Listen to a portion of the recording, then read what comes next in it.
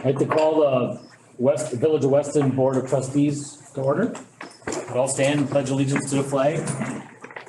I pledge allegiance to the flag of the United States of America and to the republic for which it stands, one nation, under God, indivisible, with liberty and justice for all. Thank you, everybody. If we could call roll. Maloney, Here. Ermeling. Here. Cronin, Here. Feeny, Here. Hardinger, Here.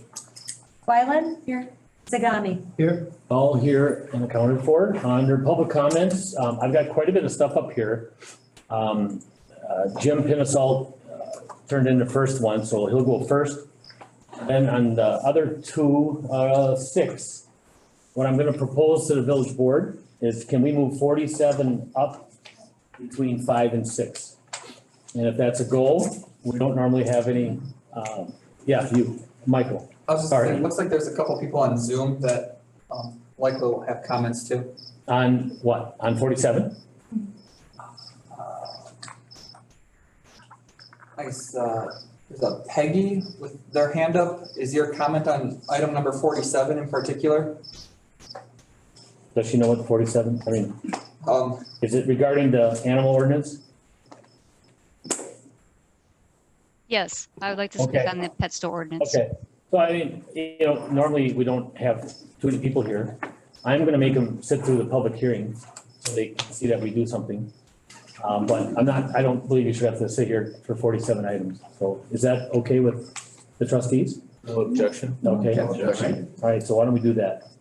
So public comments, Jim Pinasol? This would be your spot, right? Yeah, I would like to wait until a little bit later, and talk about the, Is it, oh. It's on the agenda. Yeah, it is on the item agenda. Sure. 48. Okay, I can do that. Yeah. No problem, thank you. 48, and, yeah. Any more on public comments? Anybody online that's not gonna wait for an agenda item? Anyone from the audience, third time, anything more on public comments? I was just wanting to speak on the pet store ordinance as well. Yep, so then that'll happen, we're gonna get through this public hearing. And then, we're gonna move up 47 real close to the front here, so then everybody will have a chance to talk, okay? Okay, thank you.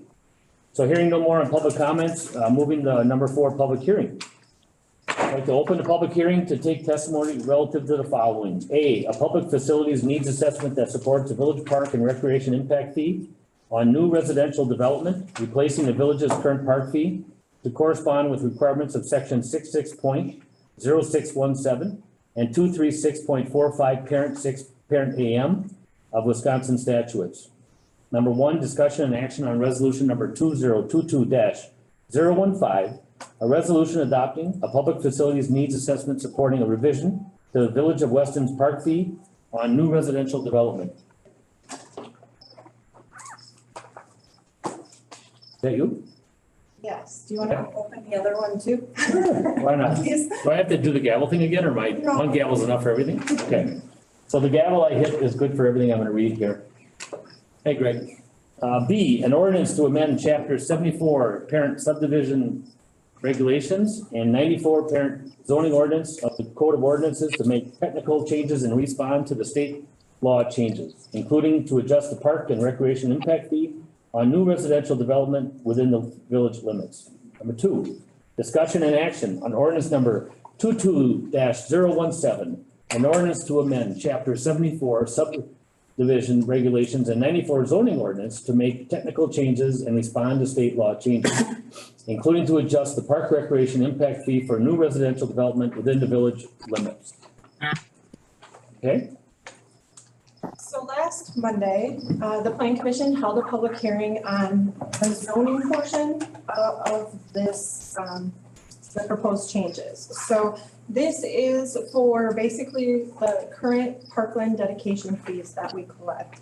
Back in 2018, some state laws changed to where we now have to do an impact analysis in order to be able to justify us charging for Parkland, basically dedication. After talking with the Plan Commission, they decided to turn it into an impact fee, a park and rec impact fee instead of, because you can still charge for you can still do parkland dedication. This only comes up at the times of like a subdivision or when someone comes in with a certified survey map. Going forward, we would be only collecting on building permits. So right now we collect at the time that a subdivision basically occurs. They get charged a fee. Michael, if you go to page 7, currently the fees are $244 per lot for single family. Then there's a $446 per lot for 2-family. And then the multifamily is broken out by unit, so a number of bedrooms. Going forward, the Plan Commission is recommending that we go to a $300 per single family residential unit and a $250 per duplex or multifamily, it cut off or whatever reason in your packet. So this would be a little bit of a change. The impact analysis, if you go through and read that, justifies a lot larger fee.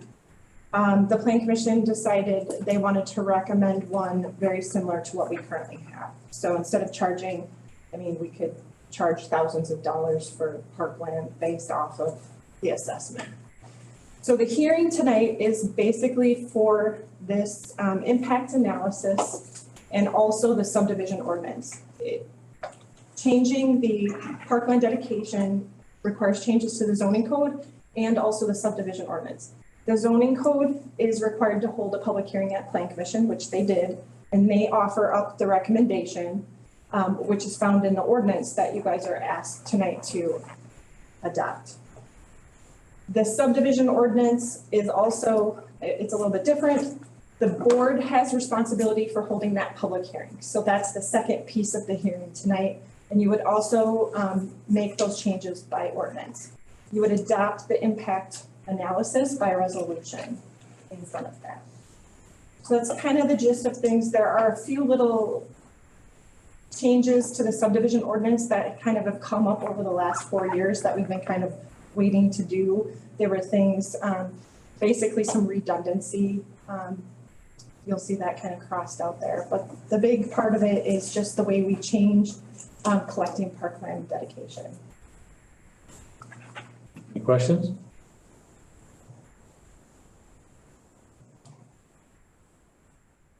Jen, can you just remind the board what we're paying currently for parkland dedication fees? So that is on the top of page 7. A single family lot is $244 per lot. So the Plan Commission recommended taking that to $300.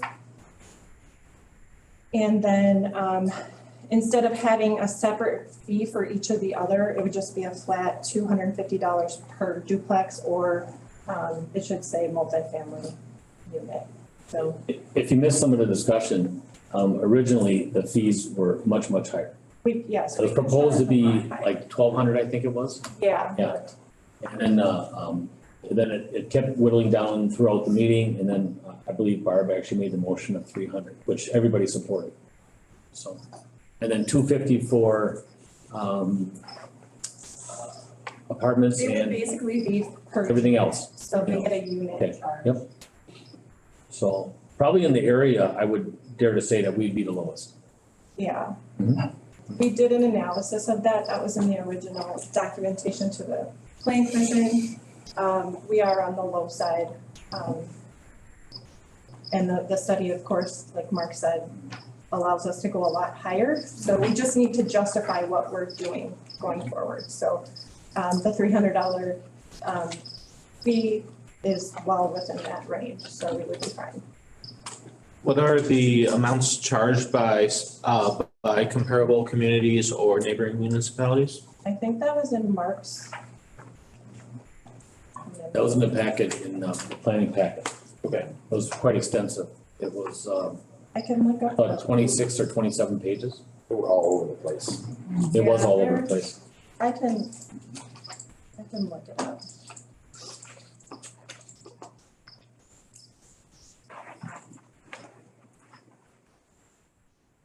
It's not a mandated amount. And the way I first read it, several times I felt like it was a mandate, and it's not. So it is. So this will be used for basically updating the park instead of purchasing.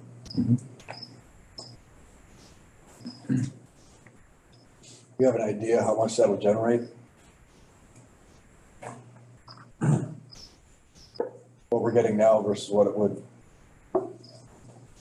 I mean, it obviously all depends on if there's a new subdivision started and then how many new building permits are put out each year. Cause like right now, all we collected was like when Misty Pines was subdivided, we collected for every single lot in there immediately. Now it'll be as the building permits are pulled, basically. So you could have 10 homes built this year and it would generate, $3,000.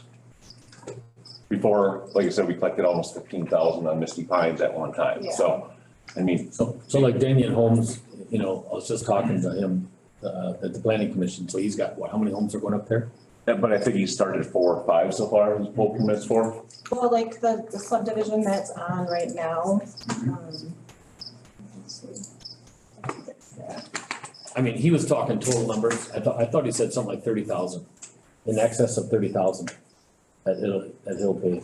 It was the first phase of the subdivision, I think you had like 15 lots or 48 lots, didn't Yeah, I it? think And I think he's maybe thinking about overall. Right, overall. Mhm.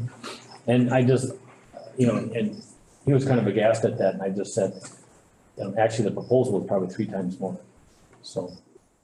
And we moved it from 240 to. And so the developer has to pay that on upfront too, so this technically could be whoever's taking out the building permit, so that could be the builder that the developer sells the lot to, or somebody who's building their own home with a different different builder. Right. It would go from the homeowner, so.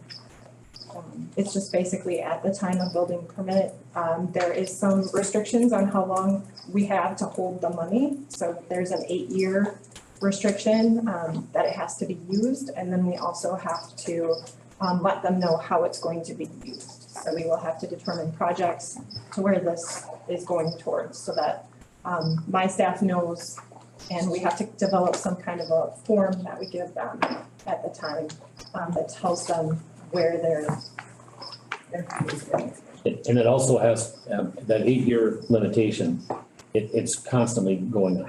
So I mean, there's monies that has to be spent either prior or by 8 years. So if we would happen to not after 8 years, we actually have to return it. Right.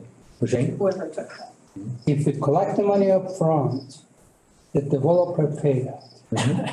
If you collect it later on, the person whose house being built for him, he has to pay it. Mhm. Although the contractor draw that, but he turn back and charge it back to the people Right. who own the property. They're gonna recover their fees. Yep. So as it, like they said, as Jen said, as the building permits are pulled, that's when it's gotta get paid upfront. Any more questions? Got nothing. What's your pleasure?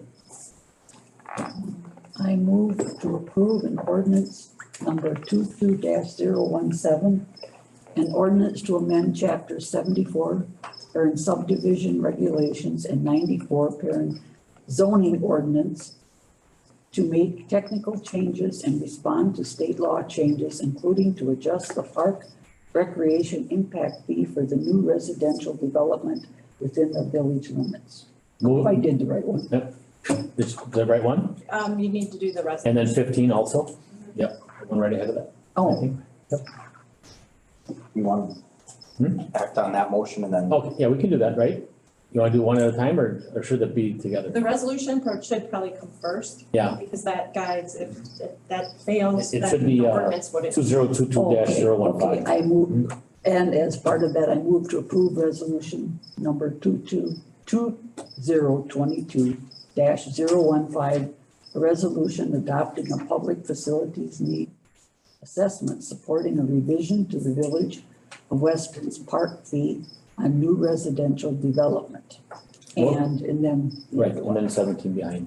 So I'll second the resolution number 2022-015 And, and number 22-017. okay, so we have a motion on the floor by Ermeling and a second by Hardinger. Any more in the discussion?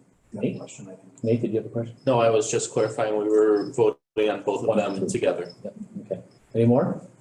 Hearing no more discussion, all those in favor say aye. Aye. Opposed? So carried. Minutes from previous meeting, 7/18/22 Board of Trustee meeting. Motion to approve. Motion to approve by Cronin, I'll second. second by Hardinger. Anything on the discussion? Hearing none, all those in favor say aye. Aye. Opposed? So carried. So now here's where we're gonna pull 47 out. Stay with me here. We're gonna go on a little flight. So 47 is gonna move all the way up between, right after 5 and before 6, okay? So 47, discussion and possible action on consideration of amending the village municipal code, chapter 10, animals, with respect to sale of dogs from puppy mills. And I have quite a few people here that want to speak. Oh, and Emailed in. this was an emailing, so I'll read that one in. Oh, okay. Okay, so I've got a couple that are, no, okay, here. I have one, I'll do this one first here. This is a written objection by Carrie Wurzba, 5709 Rippling Creek Drive. And she is in opposition of this, of the current ordinance. And then the rest are gonna be speaking. So why don't we start with Susan Schmitz? Let's see, 168045 Ringel Avenue, Ringel, Wisconsin. And quoting is all yours. State your name and address for the record. Okay, do I turn this? Okay, Yep. we're good. All right, let's get some glasses on. All right, good evening. My name is Susan Schmitz. I have lived in this area my entire life and currently live at 168045 Ringel Avenue in Ringel. I'm here tonight to ask you to pass an ordinance that would prohibit a pet store in the village of Weston from profiting off the sale of dogs, cats, and rabbits. Weston would be in good company if this ordinance passed. Over 400 localities across the nation, including Whitewater, Fort Atkinson, Appleton, Wauwatosa, and Waukesha, already prohibit the sale of puppies in stores. I'm not here tonight to demand a pet store or any other business to be shut down. I'm here to strongly suggest that a humane pet store ordinance be passed that would ensure dogs and cats not be purchased at a store. We can look at the pet stores in a 15-mile radius that have been around for many years, selling pet supplies, offering grooming services, and obedience training. Pet stores do not have to sell puppies to be successful. More than 3,000 pet stores nationwide have signed the Humane Society of the United States pledge to not sell puppies and to sell products and services instead. Stores such as Ace Hardware, Heidi and Dave's Pet Care, PetSmart, Petco, Cats and Barkers, along with many other businesses, have all welcomed rescues and the Marathon County Humane Society into their stores to help find homes for adoptable dogs of all ages. It is known that when puppies come from a variety of different breeding kennels and get mixed together, they usually are housed in close proximity to each other, and they're often stressed. So they're more likely to get sick and easily spread an illness. They could carry diseases that can be transferred to humans and cause a health concern. Animals can sometimes appear healthy, even when they are carrying germs. Pet stores receive their animals from large breeding facilities. They like using the word commercial breeder. It sounds better than puppy mill. Puppy mills are not illegal. However, when a puppy store doesn't list where the puppy was raised, do not give breeders information such as the state license number publicly, or don't allow you to meet the parents, it raises questions. Many breeding facilities have one or more Animal Welfare Act violations at their facility. With a breeder license number publicly displayed on an information card at the pet store, you could search online for violations, as this is public record. Many of these animals are coming from different states. Potential buyers should have this information so they can do their research before deciding to make a purchase and commit to the care and expense of this animal. In addition, you need to consider the damage that is done physically and mentally to the dogs that produce these puppies. These dogs are bred over and over in less than an ideal condition. And when they are done producing puppies, they are lucky if they are released from this facility. There are laws that are supposed to be followed, but not all commercial breeders follow these standards. The breeders care far more about the money they make than the welfare of the animal. After you have already held that puppy and your family has fallen in love with it, it can sure be difficult to walk away and leave that cute puppy behind at the store. Many of these pet stores take credit card payments or offer financing to purchase the puppy. The return policy is often non-existent. We all know things happen and you may need to rehome that beloved pet. A responsible breeder will allow you to return that dog at any time if you can no longer care for it. A pet store does not offer this. Pet stores do not typically have a spay and neuter contract. This is a concern, as this could be the result in adding to more backyard breeders, breeding more dogs with possible health and genetic concerns, and leaving already full rescues and shelters to deal with unwanted animals and vet costs. If pet stores are not allowed to sell dogs or cats and people are interested in buying or adopting, there are several routes to consider. There are always wonderful dogs needing loving homes at your local shelter. There are available dogs of all ages, breeds, and many have ended up at the shelter at no fault of their own. If you are fond of a particular breed, there are breed-specific rescues. A local rescue may be a good option. The rescue animals live in foster homes, so you can ask specific questions and learn a lot about them before you decide to adopt. You can also do your research to find a quality breeder that meets responsible breeding qualifications. I ask that you consider the Humane Pet Store Ordinance for the Village of Weston to drive the pet market towards more humane sources, such as shelters, rescues, and responsible breeding by prohibiting the sale of dogs, cats in the pet stores. I thank you all for your time. If you have any questions, I'm here. Well, this is a statement period only, so I just want to remind everybody that it's just a statement.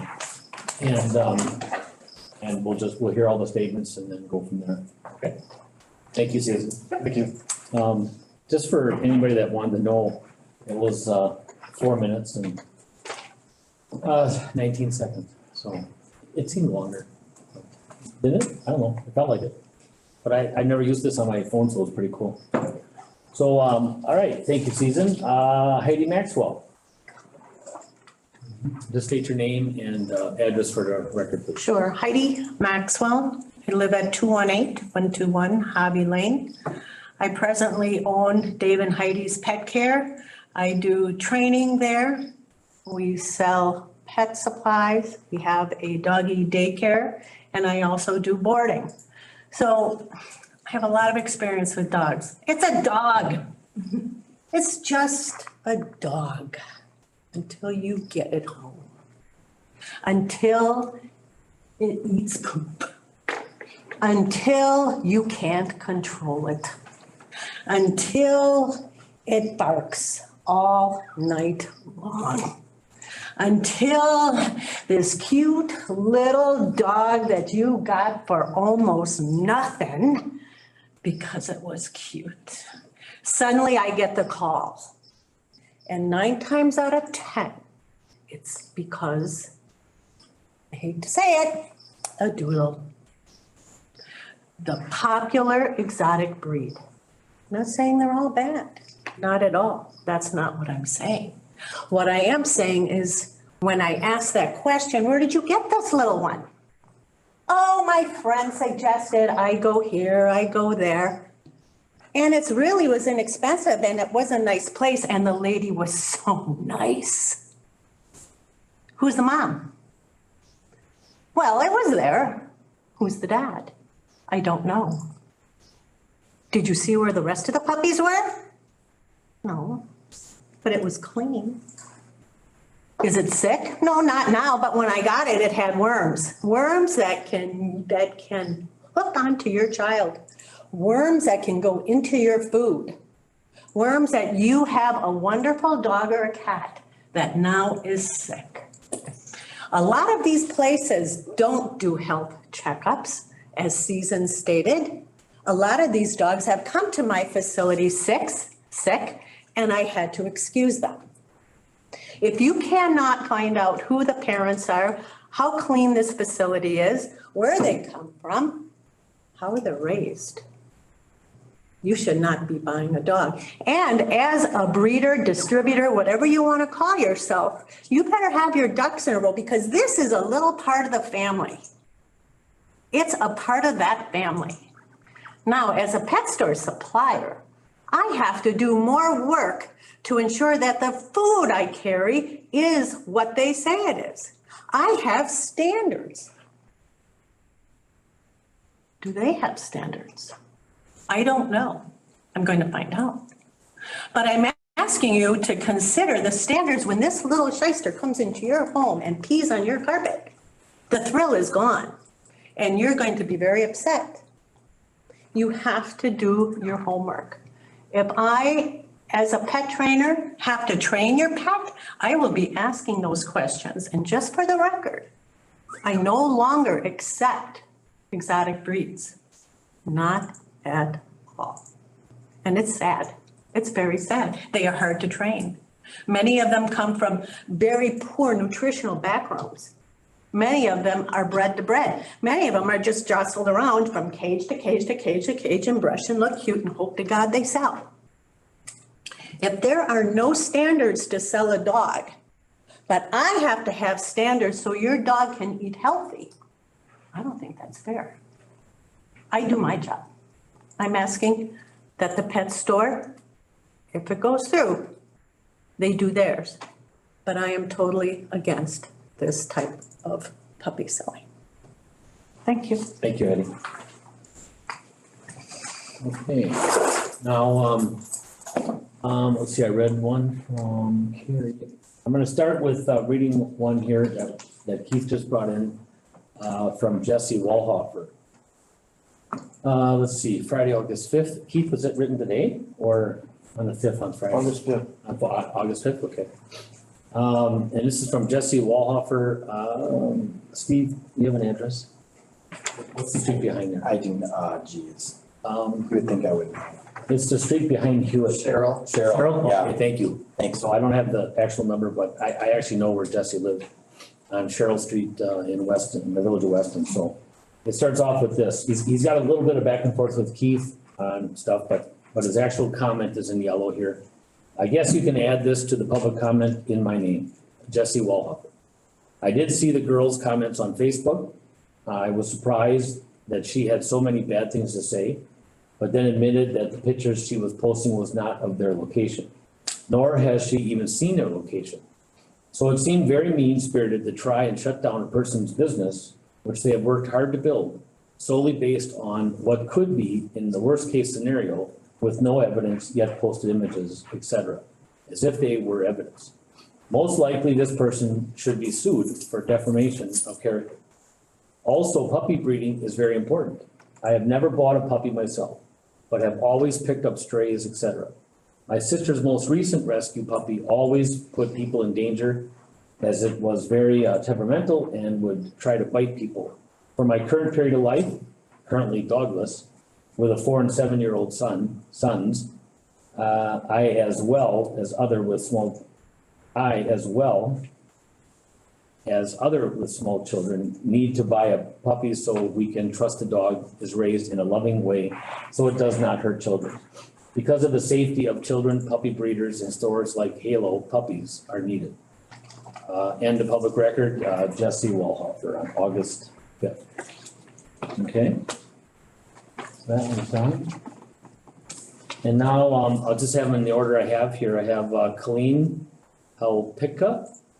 If you want to come on up and then just state your name and address for the record, please. Well, I want to thank you all for taking the time to listen to us today. I'm Colleen Halupka. My address is 110210 Ollie Road in Athens, Wisconsin. What? 110210. Thank you. Yes. And I'm one of the owners of Halo Puppies. I've been raising dogs for almost close to 20 years now, and I've done it in a variety of different ways. There's been so much lies and untruth that has been being spread about me, my breeding facility, my intentions of why I opened the pet store, all over social media, that it makes me sick to my stomach.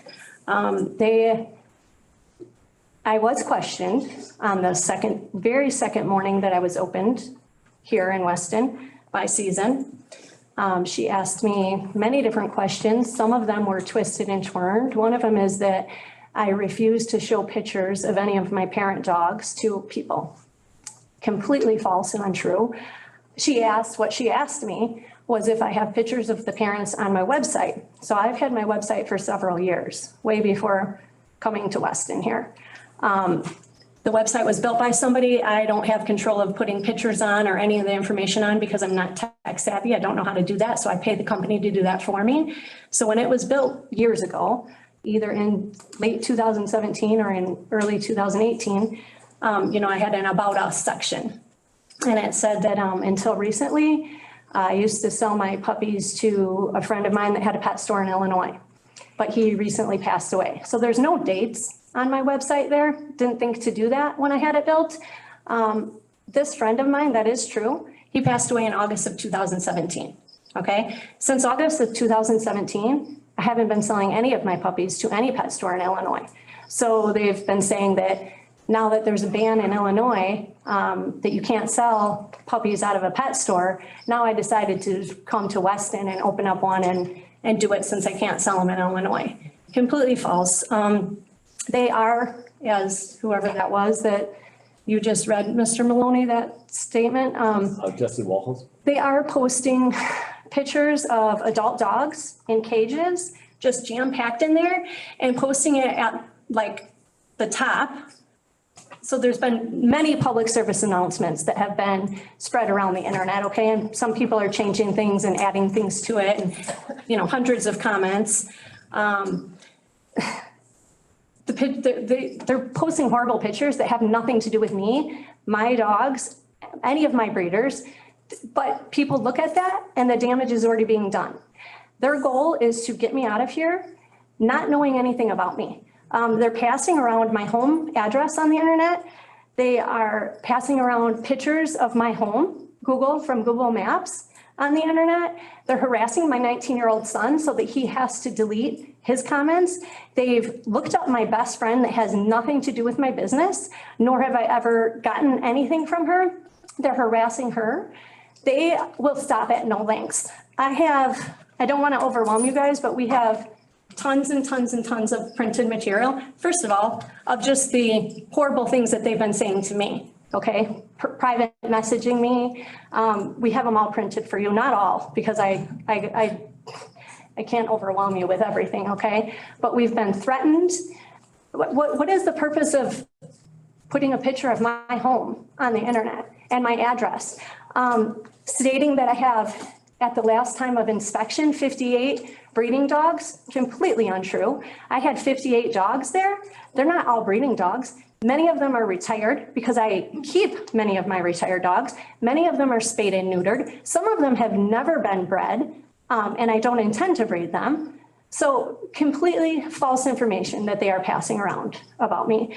The harassment is absolutely gone through the roof. We started a Facebook page to promote our business, to let people know we're here.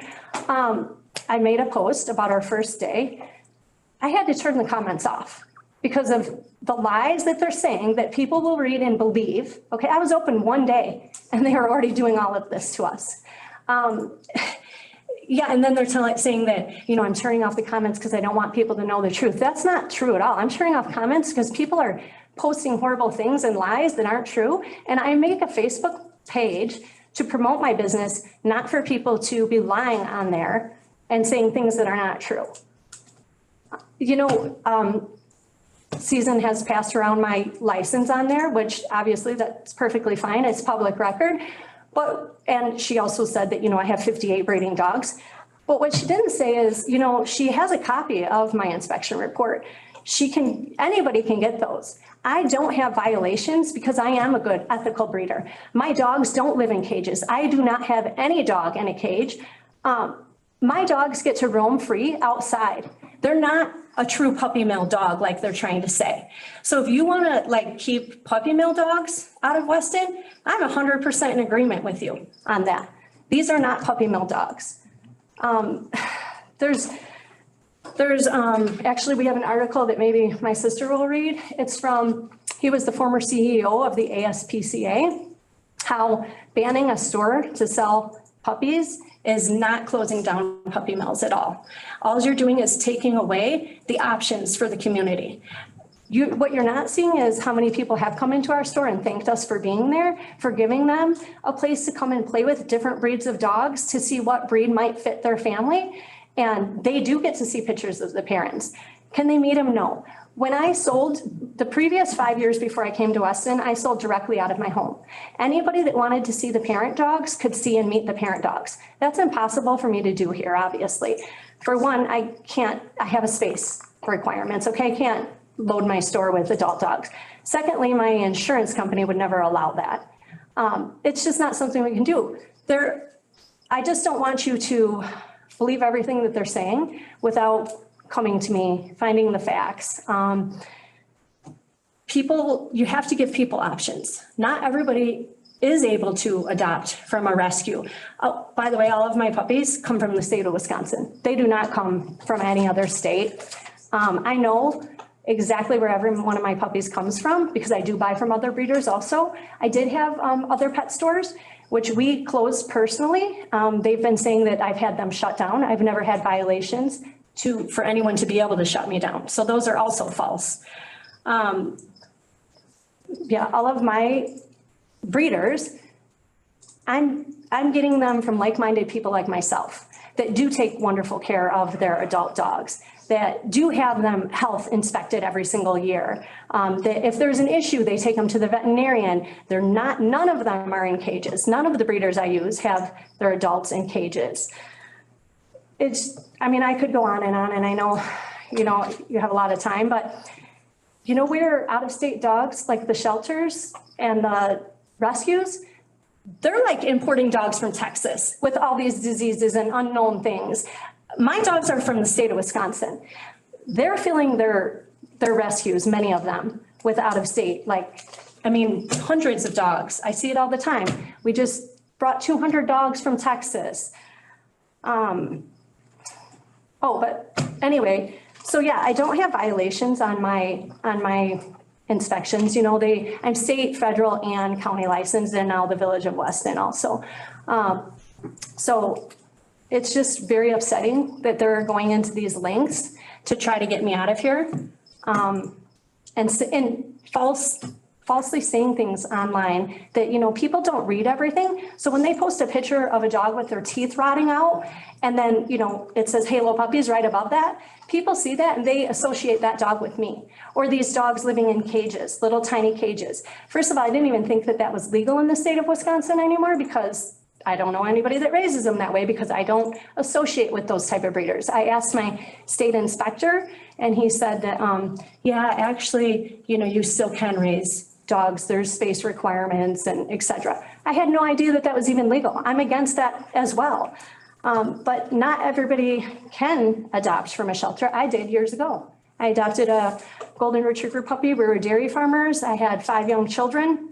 She was wonderful with the children, absolutely wonderful, but killed any little animal, my chickens, rabbits, until she eventually started attacking our calves, okay? So we did have to rehome her. I had said that to Susan that, not everybody can go to a rescue and adopt because we don't know the history behind that dog. She disagreed with me. She said that, I said, people want to raise that puppy themselves to learn their own rules and, grow up with their kids and whatever other animals they had. And she didn't agree at all. She thought that that dog still would have done that no matter who raised it. I don't agree with that. I think the way you raise a dog has a lot to do with how they act.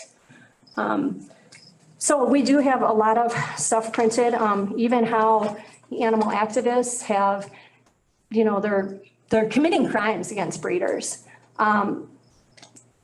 We have many articles that can show you guys these different things. They just don't want anybody that breeds a dog. They don't like them and they just think it's wrong. And that's why they want to get me out of here. But when I've been doing this for almost 20 years, obviously I'm doing something right or I would have been closed down. I am USDA licensed. I am state licensed. There is rules I have to follow. Otherwise we would be closed down. I don't know how many years ago it was, maybe 10 years ago that you had to become state licensed. And my state inspector, I'm sure can tell you that many, many bad breeders were closed down at that time. I had to actually get I had to request to be able to let my dogs run around free outside. I had to get special permission because they want them in a confined area so that they can't get run over by a car, that a wild animal can't come in and get them. I had to get special permission to let my dogs run loose outside. So I am not one of these unethical breeders like they were trying to say. So please, I'm here for any questions anytime. You guys can reach out to me. Well, this is a statement period now, and we'll see where this ends up. Thank you. Thank you. So I've got two more here. Shannon Pickleman? Can you correct me if I'm saying it wrong?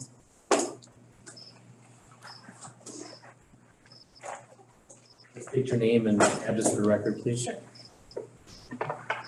My name is Shannon Pluckelman. Okay.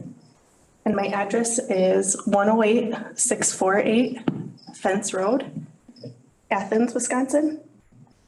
Do you want the zip? Are you good with that? Okay. Thank you. All right, thank you. So, yeah, I will first just start out reading one of the articles that Colleen was referring to when she spoke. And it is from, his name is Edwin Sayers, and he was the executive director of Petland Charities. He was the president of the ASPCA from 2003 to 2013. So the ASPCA is the American Society for the Prevention of Cruelty to Animals. Okay, so, and we have a copy that's highlighted what I'll read. So it just says puppy mills. These two words invoke images of horrible living conditions that provoke strong emotions. Unfortunately, local lawmakers have been misled in equating the term with licensed, inspected breeders rather than illegal, substandard operations it rightly describes. They've been told a local ban on pet store sales would eliminate these actors. Despite these good intentions, these bans are not the solution. They are an emotional overreaction to a complex problem. I've spent the last, so this is him, not me, okay? I have spent the last 41 years working for the welfare of animals. As the president of the ASPCA, I pushed for local retail pet sale bans, but ultimately found this approach had no measurable impact on the protection of puppies. Rather than local bans, states are increasingly adopting legislation requiring all pet store puppies originate from USDA licensed breeders, which are regularly inspected and comply with appropriate care standards. Such legislation employs the same sensible framework already adopted by other states, including Virginia and Connecticut. The process of choosing a new family member is not a one-size-fits-all. Some families require a certain breed due to temperament or characteristics such as hypoallergenic. Shelters have a limited selection, and often due to dog importation, the temperament of adult dogs is an unknown factor. The single most effective way to ensure a lifelong bond and to prevent a pet being surrendered is to allow prospective pet owners to choose how they find their ideal pet. To serve the best interests of both pet and people, we need standards that provide for the safety of animals, give consumers the choices they deserve, and support the growth of responsible businesses serving pets and their owners. Local pet sale bans not only have no impact on puppy mills, they expand the unregulated channels because they eliminate the one source for acquiring a dog that is regulated by federal, state, and local jurisdictions and provides consumers with warranty protection. USDA licensed and responsible commercial breeders are consistently providing healthy, well-bred puppies to the satisfaction of over 99% of their customers. With a local ban, you eliminate the responsible breeders. I think pet sale bans are a misguided, emotional reaction to a complex problem.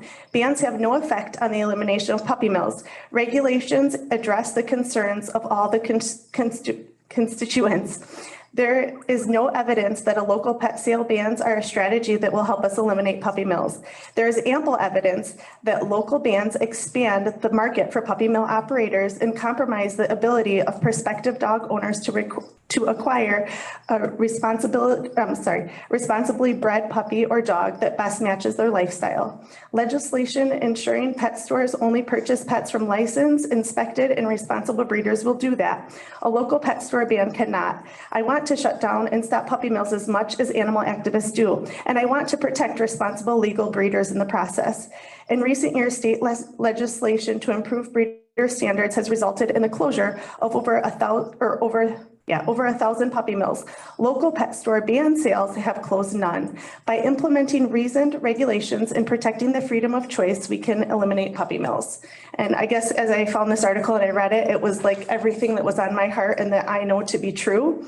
When we decided to open in Weston, that was our goal, was just to be a blessing to people who are looking for a puppy. We do have people fill out a pre-adoption questionnaire because we want to make sure that the puppy that they're adopting is going to their forever home, that it's not going to end up in a shelter or a rescue. So we do, like, we care about the puppies, like they're our family members until they go to their forever family.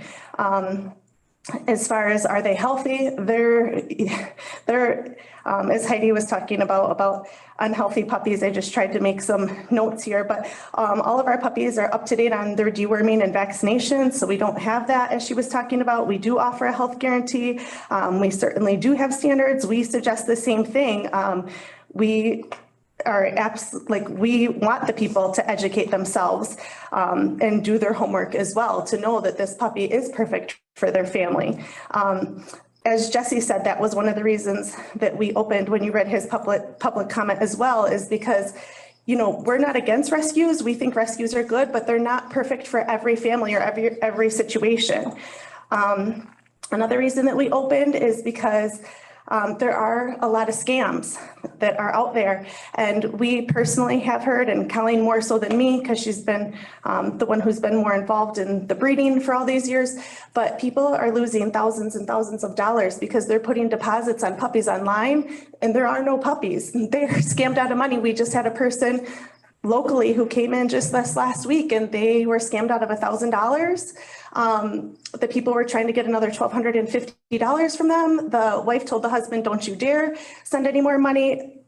I mean, we were in tears. We couldn't be more happy. So, you know, we're not saying that we certainly don't make anybody come to our store or adopt from us. And if they would rather go directly to the breeder and see the facility, that's absolutely their choice. We have no problems with that.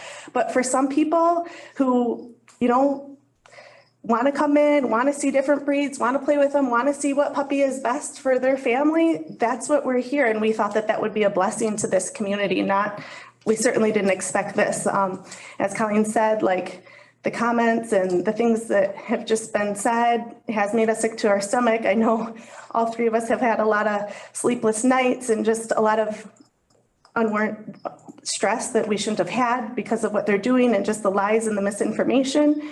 I guess another way that I look at it is just, you know, this just came to my mind one night as I couldn't sleep. If I was to go out to a restaurant with a group of my friends and we all were at this restaurant and the restaurant was clean, we know that the health department inspects it, we know that it's good, there was no problems with the food, but it wasn't my personal preference, I probably want to go to that restaurant again, and that's okay, that's my personal choice, right? But I don't think that it's fair for me to try to shut down that restaurant for no warranted reasons. Or yet, as some other comments have said, they want to shut down all the puppy stores in the whole entire state of Wisconsin. And there's no warranted reasons. If they have violations or they're doing something wrong, by all means, shut them down. But Colleen is an extremely good ethical breeder. And so you're shutting down the good breeders and you are leaving room for what? The puppy mills, because that's where people are going to go. People love puppies. They're going to get puppies one way or another.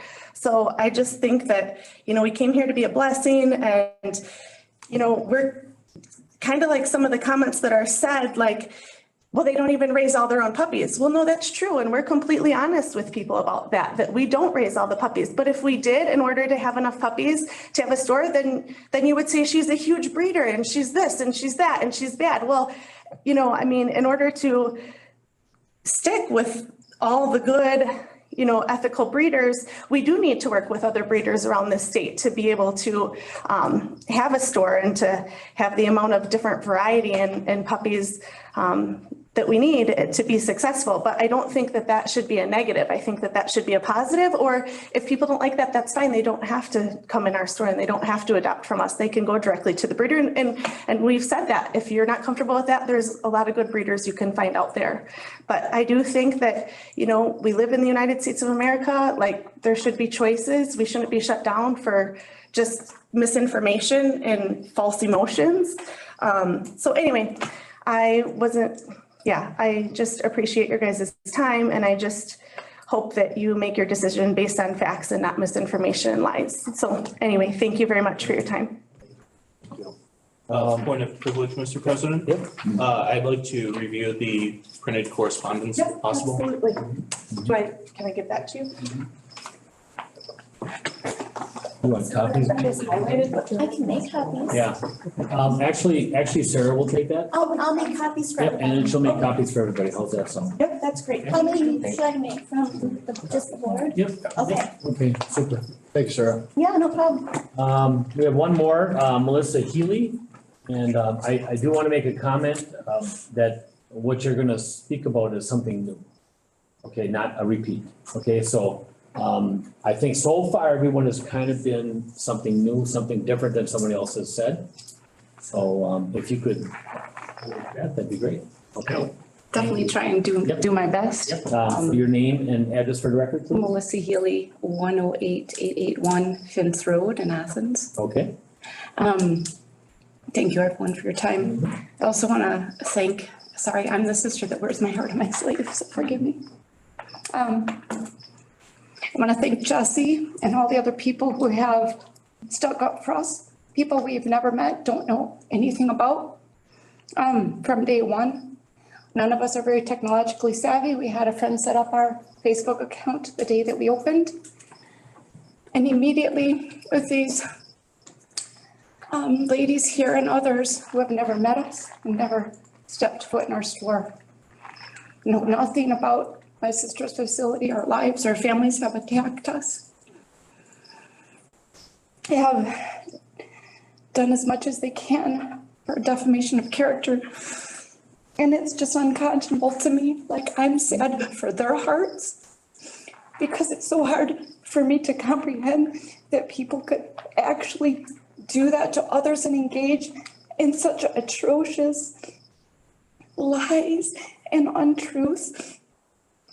And I just ask all of you to just consider and understand the things that were already mentioned. And you have a lot of articles that just state kind of those same things, how by closing local pet stores, it does not close puppy mills. And I would just say to all of you, all of your time is very valuable, but if what is under consideration is to close our store to prevent the sale of puppy mills, that obviously wouldn't happen, because if you scour the internet of every definition of puppy mill you can find, there's not one letter of any word in those definitions that my sister's kennel represents. Do you understand what I'm saying? So why would we have to be here if not one part of any definition you can find, even remotely, is part of what we do? There are so many horrible and disgusting comments that they have made. We have only printed a fraction of them, and I don't know how anyone in this room could be okay with people attacking us and saying all of these horrible things that are not true. I just cannot understand, and I plead and beg with you guys to not be okay with something like that happen. Maybe some of you are business owners, and if we were to go out and attack you daily, knowing nothing about you, and try to shut down your business, it's just unconscionable that we would even have to be here when we don't meet even one letter of those definitions. She said all of our dogs are vet checked on a regular basis. Every single puppy are vet checked. They stated that they weren't. They stated that they just want us, that we meet responsible breeding conditions. We do, as they stated. There's never been, we are responsible, ethical, healthy breeders. They stated consider the damage is done. All the things that they're stating do not apply to how my sister's kennel is. And I won't read this, but you can have obviously the copy. There's a gentleman that for 40 years, this is in Dallas, goes on all over the United States. But he, for 40 years, tried to shut down. And this is an unbelievable, awesome article, and it just talks about that. I won't read it all, I know, how they're just promoting false narratives about commercial dog breeders. Someone asked him after 40 years, have you ever visited a commercial USD licensed? He said no. He went to visit them. He looked at them and he sees the love, the dedication, the well-being of animals, all of these things, and that these bans do not put puppy mills out of business. Retail bans target the smallest and most regulated source of getting puppies. Retail stores, only 4% in the US are from that. I mean, this is a man for 40 years wanted to do that until he realized that what they're doing is not accomplishing the goal. We are all against unethical and unhealthy and horrible conditions, but we have excellent inspectors in the state of Wisconsin, and that is their job, just like the restaurant analogy. We don't go in there and say that that health inspector didn't do his job and he's horrible. I mean, we would be stating lies and mistruths, which is what they're doing.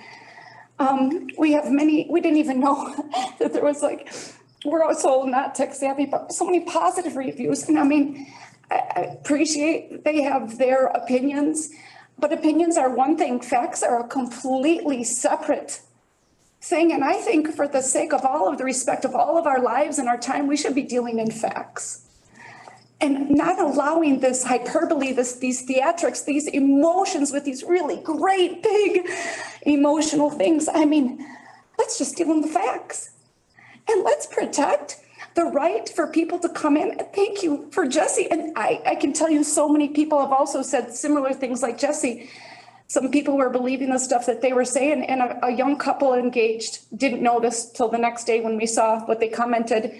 They said, you know what, we did our due diligence. We went in there, we asked questions, they were knowledgeable. They asked and answered everything. They provided pictures, they did everything. Why are you guys attacking them? They're actually a safe place for us to go, and when the time is right, we will be going back to adopt a puppy. We are providing a blessing for people to come in and be able to have a safe, not get scammed from their hard-earned money. And then there's just so much other stuff. But I guess, I mean, things are so severe with the harassment, what's the word? The defamation of character, the harassment, and even criminal activities, that they have Senate hearings, you guys. Senate hearings, and different senators from the states talk about all of the attacks and the horrible things that happen to anyone that has anything to do with animals. I mean, this is a very serious issue. And when they're putting, what is the purpose, like she said, of putting her address and pictures of her house, that makes us really scared. Why? What's your intention of that? We have kids that we love and families. And I'm not sure if we did that to you guys and your kids, how you guys would feel about that. And I'm asking you guys to protect what's right and to deal in the facts only, and to allow us to be a blessing in this and not fall for the lies and the emotions. Thank you. Melissa, you have that, you referenced that piece on that. I have so much stuff. You can have Just the one piece. about the gentleman that tried for 40 years. Yep. Nate, did you ask her? Yeah. Okay. If you could, sir. So any additional printed correspondence, whether it's printouts from Facebook or whatever? Okay. You mean you want all the horrible things they're saying about us? Can we? Yeah. Sure. Okay. We weren't first. What? This is only a fraction. And I just also it breaks my heart that when we came in here on day one, we were meeting with smiles and greets, and we live in a country where we should be able to have a business if we want. And then today it just feels so different. And we are the same people. We are the same good people doing a very good thing. And I just ask all of you to look in your hearts at the truth I don't know, here's some more good articles. You want these? They're dark side. Oh, you may find that interesting. I think I'm just gonna scan this to my computer and then can I electronically give it to you? There's just so much. Thank you. Thank you. And there are some hands up on Zoom. Okay, let's go to the first one. Brooke Marquardt. Hello. Hello, Brooke, can you state your name and address for the record, please? Brooke Marquardt, 110 South LaSalle Street, Spencer, Wisconsin. Do you have something to add to this discussion tonight as a statement that's new and different than anything else that's been said? I do. Okay, So based on what I was hearing, I heard some things, and I just wanted to point out the fact that I am Terry Halupka's daughter, Colleen's stepdaughter. I lived with them up until I was 8 years old. I helped with the last store that they had. We boycotted the store. The dogs were in terrible living conditions, in little cages. It even got so bad to the point where they had to build cages outside. There was dead puppies I found in the garbage can. They would give can you stop for a minute and start over with who you are and who you're related to? I am Brooke Marquardt. I am Terry Halupka's daughter, Colleen's stepdaughter. Colleen, okay, all right, go ahead. Okay, so I lived with them. Okay, They quit seeing me when I was 8 years old, so I just want to point out that I was there for part of their puppy store. It was awful. I mean, the living conditions of the dogs, they're saying that they're getting defamation of character, but these comments from all these people is actually correct. They do not let them roam around. They are in cages. I actually have friends that are friends with my little brother that have went there and said it was awful not too long ago. So I just want to point out the thing is what they're saying is they want facts. And the facts is that they are just a regular backyard puppy mill. It is not anything different. They're not trying to bring joy into people's lives. They are doing it for the money. Also, a golden doodle is not a purebred dog. So it's not ethical. okay. All right, do we have that address and name? Somebody wrote that down? I did not. I have her name, but I don't have her address. Okay, can I get the address one more time, please? 110 South LaSalle Street, Spencer, Wisconsin. Spencer, okay. All right, and is that it? No, there's a Peggy. I know, but just from her. Oh, sure. Yep, from her. So you're finished, correct? Yeah, okay, somebody else? Yeah, Peggy, Race. Peggy Race, are you there? Yep, I am. Okay, All state right. your name and address for the record, please. Yes. Good evening. My name is Peggy Race, and I live at 280 North Esterly Avenue in Whitewater. I'm And a your- Wisconsin, Can you spell your last name, please? RACE. Thank you. I'm a Wisconsin leader for Bailing Out Benji, a national nonprofit organization that educates about puppy mills and their connection to pet stores. I'm here to speak in support of a pet store ordinance that would prohibit the sale of dogs and cats in pet stores. And I'd like to thank you for allowing me to speak this evening. So as you may know, and as you've heard, a puppy mill is any high volume breeder that puts the profits over the welfare of the animals. These Excuse me. Do you have anything new that we have not heard this evening? Something that somebody else has not spoke about yet? Sure. Okay, Yep. So while animal welfare is central to this ordinance, I kind of want to share why this is also an important consumer protection issue. And I'd like to start by sharing my own personal pet store experience. So back in 2019, during a visit to a well-known puppy selling pet store in Wisconsin, I gathered information about a lethargic looking puppy the store clerk handed to my friend. The clerk happily provided the name of the breeder, the kennel, and the city and state of where the puppy was born. She assured me she had personally visited the property and it was as beautiful as the breeder videos playing in the store. I saw videos which displayed lush green, spacious play yards and clean, climate-controlled kennels. Ironically, just 2 weeks earlier, I was in Iowa and drove past Squaw Creek Kennels, the same place the pet store puppy came from. And I saw with my own eyes the property was nothing like the breeder videos playing throughout the store. And from what I saw, those parent dogs were living with nothing but wire beneath their paws. And I left the store feeling as though I was being deceived. And looking back, I understand why reputable breeders adhere to a code of ethics whereby they agree not to sell dogs to pet stores. A responsible breeder breeds sparingly, uses genetic testing to ensure the overall health of the breed, and encourages the consumer to visit their home and see where the parents live. Bailing Out Benji research shows that Wisconsin pet stores are obtaining puppies from 8 different states besides Wisconsin, 2 of which are home to some of the worst puppy mills in the nation, Missouri and Iowa.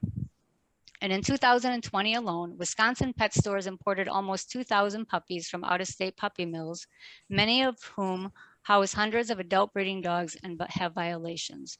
One of these breeders who imported their dogs into Wisconsin was at the center of a 2018 Campylobacter outbreak that sickened 113 people across the US, including 8 Wisconsin residents.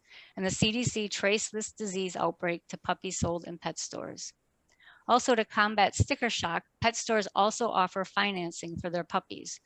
Bailing Out Benji research also shows that Wisconsin pet stores offer predatory financing through undisclosed third-party finance companies with interest rates as high as 152%. And so for the unsuspecting customer who falls into the lending trap, their puppy will end up costing them upwards of 2 to 4 times the original price.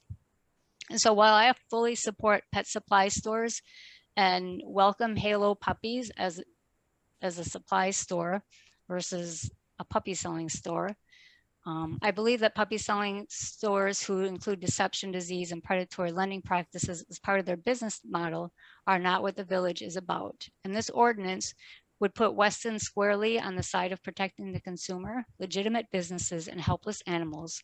And it's clearly the right thing to do.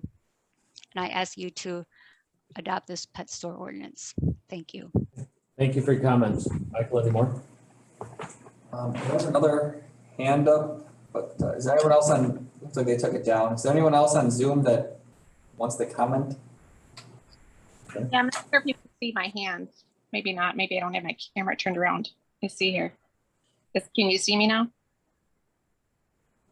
Oh, Yeah, it's your virtual hand, not your actual hand. I'm sorry. I am not computer savvy at all. Let me see if I can do my virtual hand. It's fine, you're good. that's okay. Yep. Go ahead. You have Are you guys something? okay if I speak? Okay.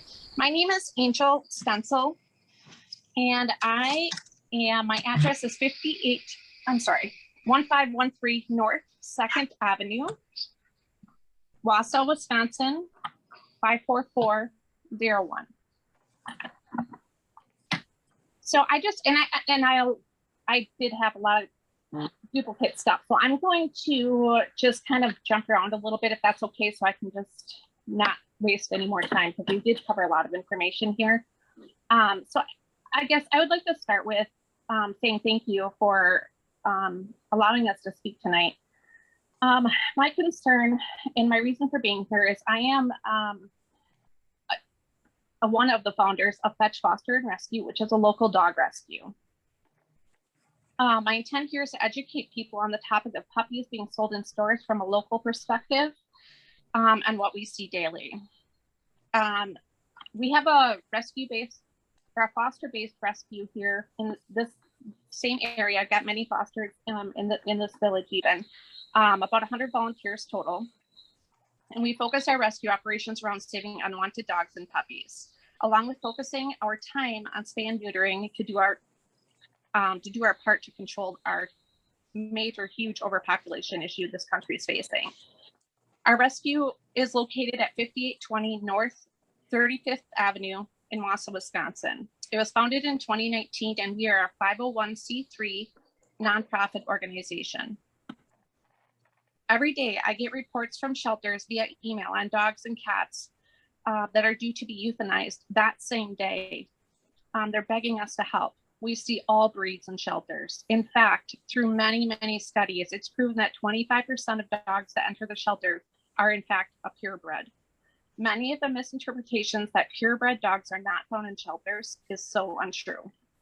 I would like to start by saying that I know that these breeders are licensed by the USDA, and I can hear their passion and I appreciate that. I'm not coming into this as an emotional side of things. This is, I want to be complete factual here. So I understand that these breeders are licensed by the USDA and the AWA Welfare Act, which in my opinion is nothing to brag about because all they need to do is meet the minimum standards and pay a fee in order to be given this license. They are inspected periodically, normally once a year, mandatory every 2 years, unless there's a violation. Some of the minimum standards do not put a limit on how many dogs these breeders can breed or how often they can breed these adults. I encourage you to research the requirements that the USDA breeders must maintain because it is a very low basic standard, like for example, providing food and water, providing basic vet care. They are allowed to stack cages on top of one another with wire bottoms, just as long as their little feet cannot pass through the wire, on the bottom of the crates. And the feces and the urine cannot, drop down to the next puppy below. This is why I say this is nothing to be proud of. This is why these breeders are so quick to sell their puppies to just about anyone who has money, and it's done for profit only. Please understand that not all high volume breeders function this way. And I understand that. And I'm not trying to say that at all, but I think it's good to understand that many do. I don't know how this particular breeder functions. We've asked for pictures and we were not provided any.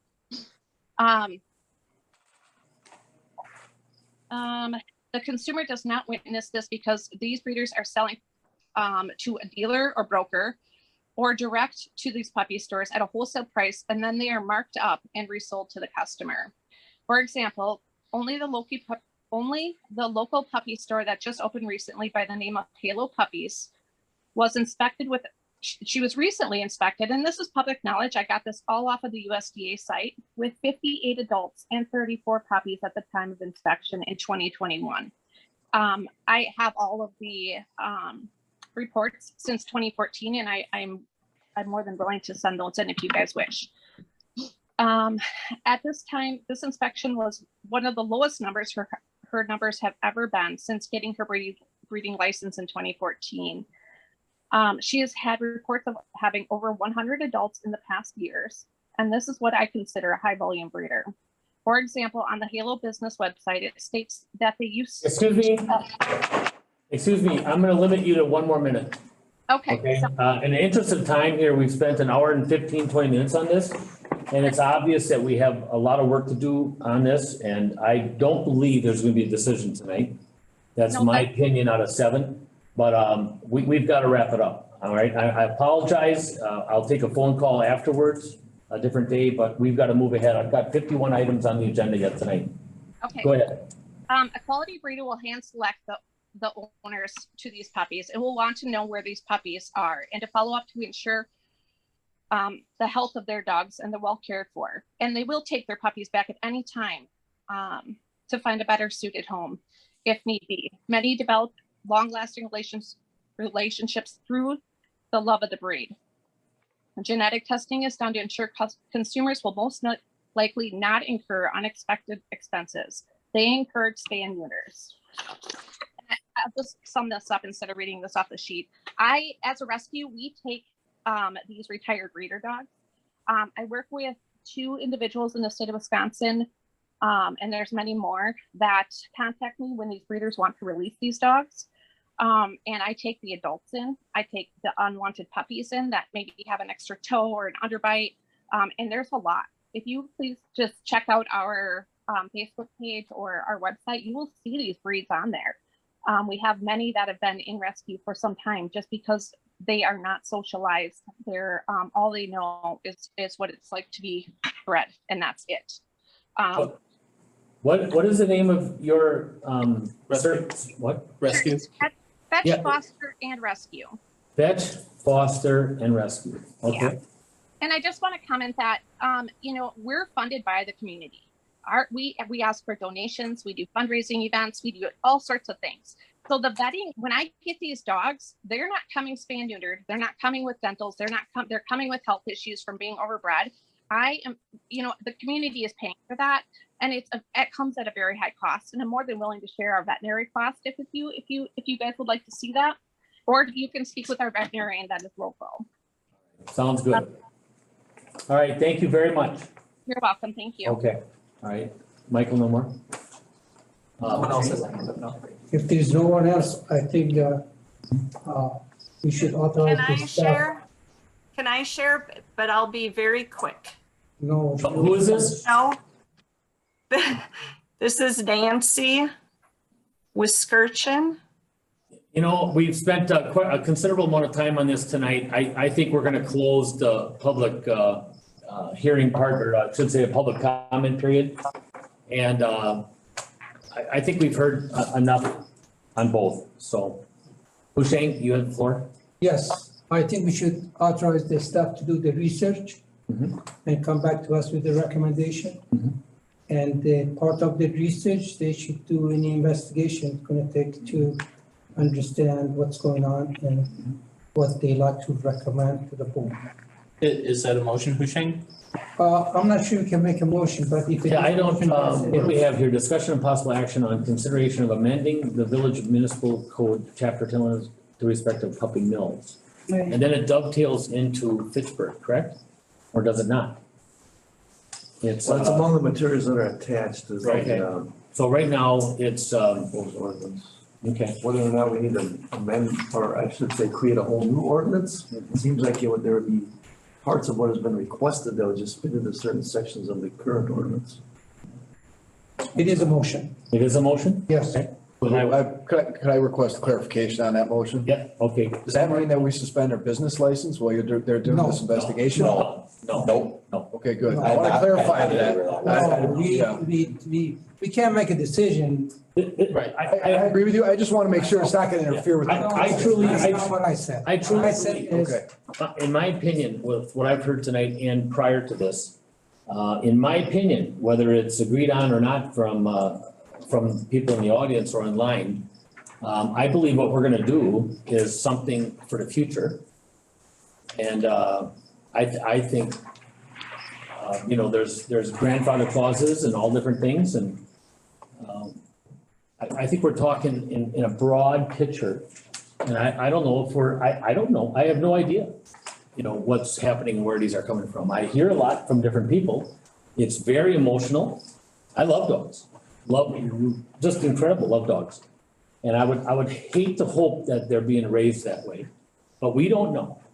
And I don't know if people in here know. Now, I know there was somebody that said they were related and they said they saw it. I don't know that. I have no idea if there's a whole nother issue there that's causing somebody to say, please don't comment. But, you know, so I think what we're gonna end up doing is probably something maybe for the future, if anything. And we're gonna have to research this, like Hussein said. So I hope that answers your question, Jasper. I just Or add whatever you like. appreciate that. I'm worried that us asking the staff to do an investigation will add to whatever they're dealing with in the public already. Because now we're saying, well, okay, we're gonna investigate these accusations that may or may not be based, I don't know, okay, I don't know. But from hearing what they're going through, what I don't wanna do is say, okay, we're gonna take these accusations and now we're gonna do an investigation because of it. So I don't want the public perception to be that because of what we're doing here tonight, we're authorizing the staff to quote unquote start a witch hunt. Right. Okay, that's not what I'm not saying that's what you were saying, but what I don't want is the public comment behind this to say that, okay, because of the comments that we've had, staff go at it. And I'm not saying that's what you were saying, but my concern is with perception of that. okay, what you said, you cleared the issue, that is not the motive of my motion. Yeah. So, still my motion stays the same as the staff recommended. And come back, make a recommendation to us with you guys. Are you, the recommendation you're talking about then would be on the general sense of our ordinance, not Correct. specifically relating to anybody, correct? Right. Okay. Yes? Yes. I think that's the only way it can be done. Yes. It can't be done with right in front. Otherwise, I would say staff is not gonna be involved. You're next. It would be Chief Schultz.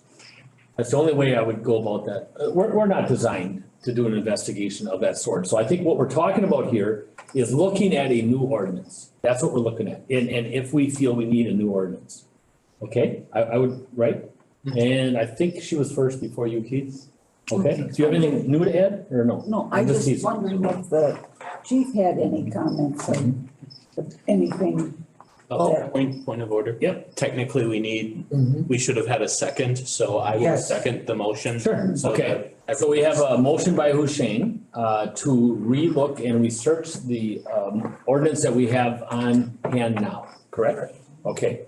And you, Nate, trustee Feeney is seconding that. Now for the discussion. Barb? Well, I'm just wondering, does the chief have any comments or any knowledge, anything? Well, so some of the comment, I don't mean to speak right there, but some of the stuff when Keith and I were talking back and forth quite a bit about this. And Keith would come back with, we gotta be careful here. We have somebody that's already in business and already operating.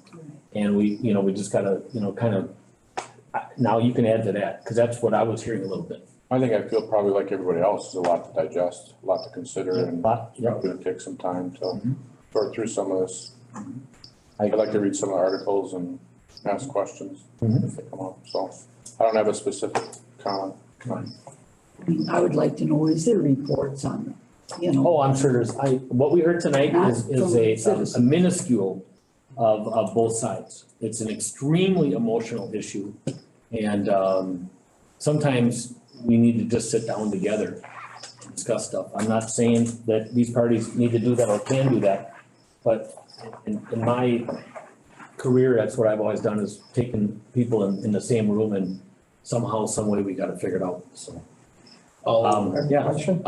Yep, Mr. Donner was waiting. I guess I just wanted to say that my interpretation of the motion was not that we were gonna be doing individual investigation. It was just, as you say, generally, is this ordinance in need of modification or, those type of things. I agree. And my other question to the board is the expectation of time. We are beginning budget season. We're gonna be moving to a new facility. We're gonna do a strategic planning effort with the board. There's a lot of time commitments that are coming up here in the next months before the end of the year. And for an expectation to be spending time on this kind of a thing, could be very time consuming among other things that happen. So I don't know if you want to give us some sense of what your expectation of this, maybe looking at this in the first quarter of next year or something of that nature. I'm not saying this isn't an important thing. I understand it's emotional. But I guess I'm not sure when you're expecting some other update on this, because again, there are other things that we are trying to attend to. Well, I know we're moving into a new building and, but like you said, budget too. I'm not trying to minimize this at all. But I would be willing, to help with that. I don't know if anybody else would. I do not answer. I'm just saying that I would. And, looking at other ordinances, doing a little bit of more research and studying, I would assume Nate, you would too. Yep. And, I know the one in Beloit pretty well. yeah, so, we gotta take a look at this, so. Okay, I think that's a reasonable approach. Jen? Comment. So I actually worked on chapter 10, the animal ordinance, back when it had its whole revamp. I worked with the Humane officer, prior to being on. Our ordinance is very similar to what the city of Wausau's was. I'm sure it needs some updates, but. Was or is? Is. Okay. Very similar. Okay. A lot of them are the same. I did a lot of research back then and spent a lot of time on it. I'm sure it could use some updates, but I just want you guys to know too that these things take time. Yep. And it, like he said, it won't happen overnight. To get something that everyone's gonna be happy with. Yeah. I think the biggest thing that we can hopefully promise, the two groups here tonight is that there'll be no surprises. I think if, I don't think there's gonna be a decision made that's gonna surprise either side. And I think we need to, keep everybody abreast of what's happening, where we are during the process. I think that'd be a very fair and reasonable thing to do. And, and possibly get help, from both groups too. So. Yep. Can I ask them a question? You know, well, technically no, but you know what? A lot of hands jumping up and down. Okay, I'll just. What is it? Discuss it. I think. Does it pertain? During the discussion, they made a comment, the health department has done inspection on the facility. Can we ask for that report from the health inspector? I think they have that. Andy, and it's in the store and you can have it. Well, And she gave it to us, and, yeah, they also state we don't put that in our store, the license is there, the inspection's there. By law, we have to have it, everything's right there for anyone at any time. Great. Well, we don't have to, We're but. trying not to keep this, you know, trying not to do this specific. We're trying to be broad ordinance minded. But, you know, if there's license and stuff like that, you know, Sarah will email it to all of us. Okay? So I think what we're gonna do here, what would be the proper, okay, so you've got a motion, you got a second, here's the discussion, hearing no more discussion? All those in favor say, oh, go ahead, Jasper. The timeline that keeps us talking about. Yeah, the timeline I think is gonna have to be, we're gonna have to just keep moving it. I don't think we can do an ETA right now. I just don't. I know that's a hardship for possibly both groups, but I honest to God, what I heard tonight, there's just no way. I can't do it. I just can't. And I know it sounds like a long time. But, you know, this has been on the books. When did you do this? In 10 or 14, you said? I think In 10? there's been 3 administrative Yeah. years since then. Okay. Oh, that's a long time. Yeah. 15. My God. Okay. All right, so I don't know if we have an ETA. So, okay. Hearing no more discussion, all those in favor of the motion that Husheng and Nate seconded, say aye. Aye. Opposed? So carried. Thank you, everybody. Yes. As I guess another suggestion or point of order, if you will. Greg Johnson's here tonight to talk about TID 1 as requested by the board last time. And I know he's here just kind of by chance because he was up for a business with another client today. So I'm not sure if he's on the road to get back to. No, I'll do any bodies that are here. And if you. Yep. So I think also Jim Pinasol. Sure. So I'll wait my turn. Yeah, but we'll move yours up though. Move yours up and then we can just, you know, when the lights go off, we can keep on talking here, so. I don't have to be back to rent, so it's your way. Okay, all right. So, There's probably 2 items that. What number are we talking about? 42 and possibly 43. Gotcha. Okay. Kind of ties in with it. Does the board agree to move 42 and 43 next? Yes. Okay, that's a goal. Greg, you're on. Chop, chop. Good evening. So included in your packet was an email that I had provided to staff and a financial analysis that we put together regarding TID District Number 1.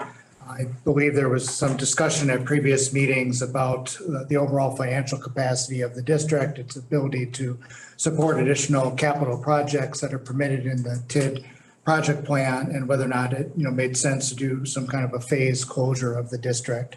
So staff reached out to me to kind of discuss this further and provided a list of capital projects that were anticipated to be incurred related to the Weston Avenue project. So included in our financial analysis was just a summary of those total costs related to Weston Avenue and the anticipated phasing of those project costs over the next 2 to 3 fiscal years. Greg. So you groups don't have to sit here. Okay, thank you. Yeah, and don't, you get to just go. So, yeah, you guys pay taxes. You're our bosses, so scoot, okay? Unless you're gonna bring ice cream back. All right. If anybody has questions or anything, all of us have our contact information on the. We're all online. You can talk to us anytime. Yep. Okay. All right, thank you. Greg, I'm sorry, go ahead. Oh, it's okay. So included in the first table was just kind of the summary of the project costs that were estimated to be phased in for Weston Avenue, approximately 22.1 million. So we updated the cash flow analysis for the So district. that's from Ryan, and just make sure I get this right, Ryan to Jake. It includes the section from X to Birch. Oh, I'm sorry, from Alderson to Birch, which is the project that we have jointly with Yep, with Rothschild. Yep. It's in TID 1. And the segments from X to J. X to J. Oh, X to J, the whole thing. Yep. Right. Okay, go ahead. So those are the costs that were identified, for the phasing of Weston Avenue. So we prepared an updated cash flow analysis for TID District number 1 to see if the district could support those costs, either, initially through cash, just fund balance of the district without having to borrow any money for that 22.1 million of investment. So this chart here, that's the development assumptions. This just goes back to about 2009 that shows the annual changes in the incremental value for the district. So, during the 09, 010, kind of following the recession in those years, there was also a change in how the DOR was completing its incremental values, certifying its incremental values for TIF districts, resulting in a couple of years of lost value. But then since 2012, all the way through construction year 2021, the district has seen healthy increases in incremental value. The incremental values for each TID district in the state were certified by the Department of Revenue today. So the incremental value increase for TID number 1 from 2021 to 2022 was 26.2 million of new value that was generated within the TID district. So we projected out if the existing incremental value of the district remains the same and there was no increase in value in the district over the remaining life of the TID and the TID's tax rate continued to decline on an annual basis, we projected the future revenue over the remaining life of TID 1. So TID 1 can collect increment through until fiscal year 2031. So we're projecting that the district is going to generate anywhere from $6.4 to $6.8 million per year in revenue. So the next chart kind of summarizes the cash flow projection using that methodology, takes into account the existing debt of the district and the future expenses, including all the 22.1 million of expenses for Weston Avenue. The general conclusion of this analysis is the district has sufficient fund balance to pay for all those projects with cash. You do not have to borrow any money. So you could fund the 22.1 million phased in over the next several years with the existing cash or fund balance of the district. And the district would be in position to close by 2026. So I think the main policy question for the board to kind of consider for the district going forward is if there are any other major, project expenses beyond Weston Avenue that would likely be incurred by this district. I think in terms of, the question on whether or not you do kind of a subtraction of the district, taking out some value, which would require a project plan amendment. So that requires a public hearing, approval by the village, approval by the joint review board, and there's a limit on the number of boundary amendments that you can undertake. It's 4 per TIF district, and the village has already undertaken one of those 4 amendments. But I think if you leave the district kind of intact, if your goal is to complete the Weston Avenue project, if that's, your first goal, and then if the second goal is to do it in the most fiscally responsible manner, I think the most fiscally responsible manner is to do it without borrowing any money. So you could essentially use the fund balance from the district to pay for that project in its entirety. We ran a sensitivity analysis that just kind of did the exact same analysis, but projected what would happen if the TIF district lost $1 million in value. That's the last spreadsheet in the analysis. And it still shows that even if that same. What page? It's my page 7. So okay, thank you. 266 of the tax. Yep, I got it. I'm there. So that kind of shows if the district lost $1 million in revenue starting in fiscal year 2024 over the remaining life of the district, and you still wanted to undertake those $22.1 million in project, you still would have sufficient fund balance to do it, and the district would still be able to close. Are you referring to Marshall's Clinic? Yes, that was kind of what we were. They filed on July 27th. That's the reason. Yep. They filed a lawsuit to charge to go tax free. They did file. July 27th. Which was served today. Yeah, it was what? It was served today. It was on CCAP on July 27th. It wasn't served to us officially till today. Well, I think once it's in CCAP, I think you're gonna get served. It has to be served as person. Yes, we knew we were gonna get served. Well, that's what I'm saying. I mean, if it's in CCAP, it's just a matter of time before you get served. So it's a done deal. So the $1 million that's Marshfield that we're getting from that, I mean, that's in a TID, we're getting that $1 million to use. If we lose that $1 million, then, and the TID is off, then we're the 28 or 29% would be our portion, correct? I mean, Keith and I, we had that Right, discussion. 100% of whatever the increment generated that we're talking about. We get to collect that now, but once the TID is gone, then it goes to the tech, to the schools and, to the Marathon County. Yeah. And I think our portion is 29-30% somewhere in there, Yeah, something like that. maybe 31, okay, all right. So while it's in the TID, we get to collect it all. Correct. So if we lose that million, so we actually did $1 million, wow, excellent. And that's $1 million annually. Correct. Okay. Each year, as long as the TID's open. Yeah, as long as we have the TID, 9 it's years. $1 million annually. it's open. Okay, wow. So really, I think in summary, I mean, the TID district is in very strong financial position. I mean, it's a couple of years. We're getting hit hard on that. I mean, we're, from some of the naysayers, we have a 21%, 1 or 2% that's in Schofield. It's not that we're over the 12% limit, we're over the 12% limit because it's so successful. Right. And yet a naysayer will not agree to that, and they'll say that, we shouldn't be that high. Well, it's only because it is doing so well. That's correct. I mean, the 12% limit in terms of if you wanted to create a new district, you're over the incremental value of TID 1 and TID 2 combined is more than 12% of the village's total equalized value. So you're not in a position to create new districts. But you get over that threshold because your districts have generated a lot of new value since they were created. So, the position the district is in is, you can undertake a rather significant capital investment and fund it with cash. I don't know many communities that are in position to fund 22 million of projects without having to borrow any money for it. So you're in a very positive financial position. And we feel pretty strong on the 22 million right now, because I thought we were bantering around like 27 to 26 last time.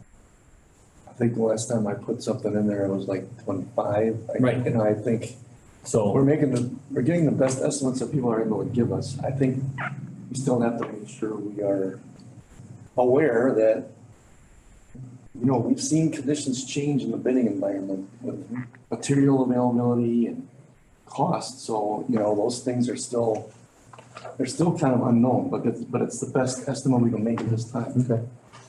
Okay. I mean, there's. Sorry to keep interrupting you. No, I think in the, even if there is some cost overages, I mean, if you look at that cumulative balance in year 2026, and then you look at the principal outstanding, that kind of shows the debt that needs to be paid off. There's still some residual money there to work with. So I mean, there's still some additional cash that could be put in play, even if it comes. Yep, okay.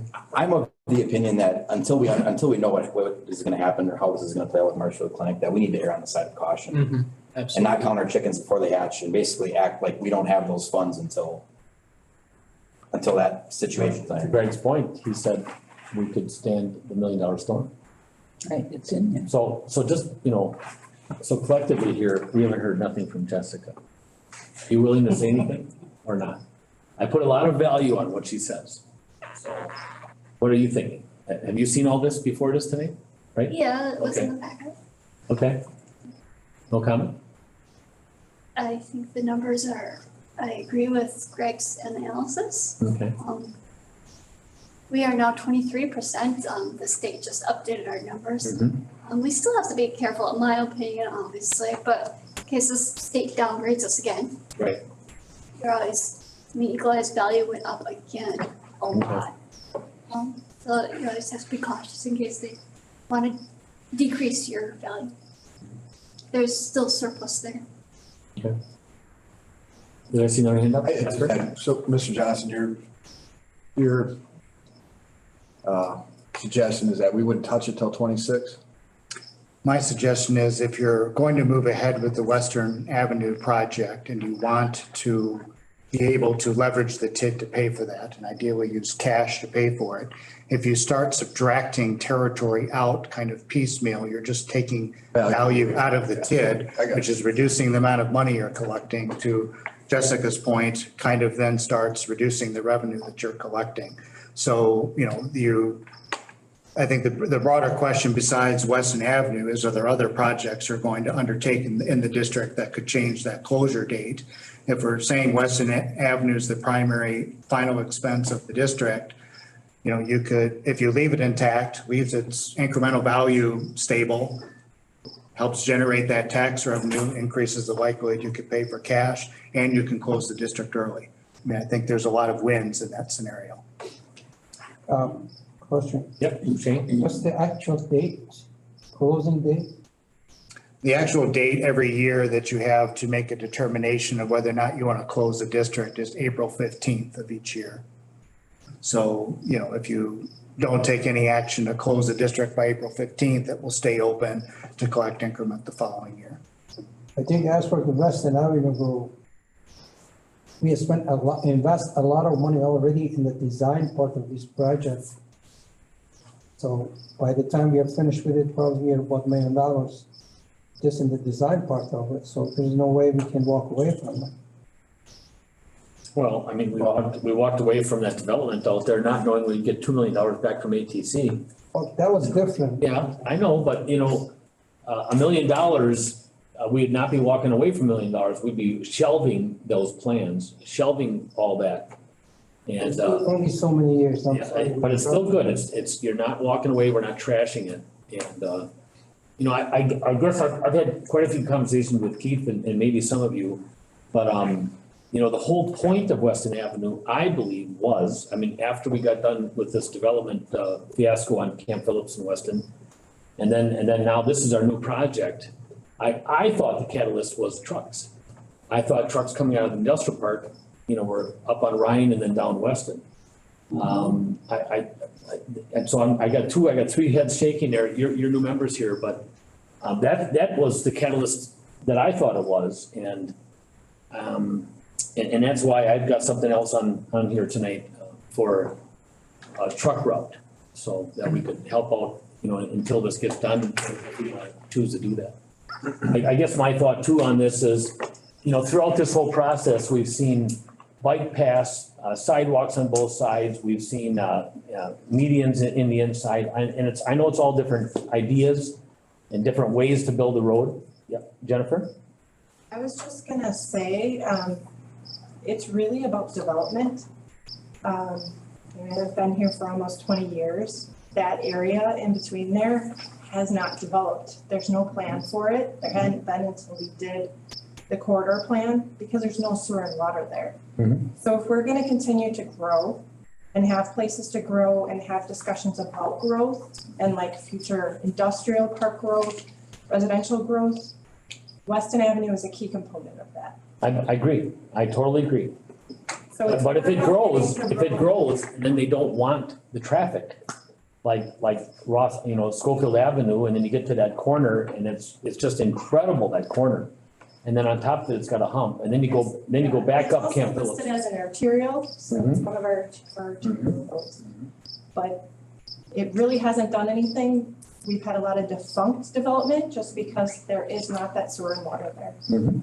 So this is the only way that, you know, with a rebuild of the street, we can put sewer and water down it and then have discussions about development. And that's just your planner talking to you. So Mhm. I just wanted to say that. Nope, I agree.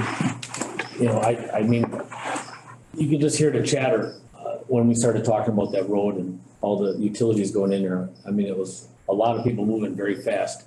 What kind of land is available? What's it worth now? What's it gonna be worth then? So, yeah. So, this is just a status report on TID 1 and options for closure versus, well, and I think the pulling remnants out was probably from what, 3, 4, 5 months ago? When I think there was just some discussion, can we pull something out to reduce it? And then there was some interaction at board level here of talking about it, and I've had questions since then, what would that look like? Well, now we know what it would look like. And we'd be pulling monies down by making it of a fraction of what it is now. If we would have any downturn Yeah. by pulling out properties, you've made that downturn even worse. Correct. That's, you know. Somebody else? I'm sorry, who? Yep. I just have a quick question for you, Greg. So if we pull out a property that is in the TID that has approximately $1 million of annual TID revenue, property tax, and just return that to the general tax roll, which may go to a tax exempt or lower taxed entity, how would that impact your less $1 million? What's your professional opinion on that? Clearly, we're not gonna get the revenue to put on your deal here, so does it make more sense to the village from a financial aspect to just remove that from the TID anyways, and we'll just take that $19 million in value off of that 24.5%? Does that make more sense? I mean, you can make incremental adjustments, and subtract territory from the district. I think it comes down to, what you're looking to accomplish over the remaining life of the district. I mean, if you do incremental subtractions, you don't want to subtract enough value out that then what's left isn't generating enough revenue to cover the debt or isn't generating enough revenue to cover the project costs. So it's trying to find that particular sweet spot. I guess, in the broader sense, as we're talking about, if you're thinking there could be some loss of revenue, or if and we're projecting no additional growth in value in this TID district. I mean, you've been seeing exceptional growth for many number of years. But even if you think that the value is going to continue to go down, if this is all you're really looking to accomplish, you're going to, be in position to close the district by 2026. So are you willing to kind of go through the time, expense, and effort to start backing out value, which could limit your ability to pay cash for the project when you're likely going to close it in 4 years? I mean, you could do it. It just kind of comes down to, is the effort worth it, and the potential risk if it starts undermining the performance of the district that the district then starts remaining open longer. Is it better to kind of shorten it up, or just to get it closed as quickly as possible and pay for the project? Yeah, well, that would be my concern, that, if we start, like I said earlier, you start piecemealing out, there's cost involved in doing that. Plus, this way, I mean, if we can get it paid for that Weston Avenue in cash, don't have to borrow, then we come up in 4 years that we can just close the whole thing and not worry about upturns, downturns, or whatever, because we have enough value in there. I think we'd be silly to start piecemealing it. I really do. Steve? When we look at the Weston Ave project overall, we've talked about this at the Plan Commission numerous times, and I keep waffling back and forth. I really struggle with the eastern end of this project. I mean, it seems like, so we're talking about looping the water, but we're gonna loop the water through a swamp where it's gonna be hard for anybody to connect. There's a multi-use path that's gonna have to go through there, and I don't know if this is true or not, but I've heard that there might be a boardwalk that's gotta be. Michael brought up a boardwalk at one. Yeah, I mean, if that's the case, who's gonna maintain that? Who's gonna pay for it? Well, I mean, the road, that section of road, just let me finish real quick. Yeah, go ahead. That section of road right now, in my opinion, from Ryan up to Jay, is not in that bad a shape. What's wrong with just rebuilding that, just repaving that stretch of road and calling it good? And looking at other options? Well, I feel like we're spending a lot of money for not a lot of return for the amount of developable land that we have on that stretch of Weston Avenue. Just my 2 cents. And utilities, I think we're in agreement to take the utilities down Zinser and run the highway and then back up, correct? Or not? The utilities already go down Zinser, underneath Highway 29. Yep. So But did we not just have a discussion that we would not run it through the water, that we'd run it up to a higher land? like off of Progress Way, yeah, towards Jay. I mean, that would make sense. That way. I'm fine with the Western. So then it's not that wild of a build if you don't have to tear in through there with that. The boardwalk, in my mind, is completely, I can't even imagine doing that. I'd love to. Honest to God, I can't imagine because of the freezing, the water, the rain. Yeah, so we're not gonna have to do a boardwalk. We had discussions with the DNR. There are other options besides boardwalk, so. But all I heard was boardwalk. I know. I don't get to hear the daily stuff, so all I heard was boardwalk. It scared the hell out of me. So to the point of, do we even need a walking path? Yeah. This Mountain Bay Trail, they have a huge boardwalk. Which I ride on it several times and it survived through a lot of a problem. Green Line in Stevens Point, they do have a boardwalk and they're all smooth. And the only thing they were concerned about it is watch for the pine needle because it make it slippery for the bicycle. So Boardwalk is nothing new really. It has been used around the state. And they recommend it by Department of Transportation and the DNR in favoring it because there is less damage to the wetland area by doing that, so. Okay.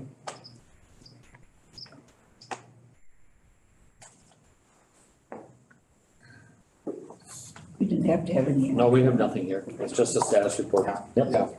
So then you had 43 also? So, and 42 though, I guess the question was, are you, you had asking us to do any further analysis, or do any further analysis on? On remnants, no.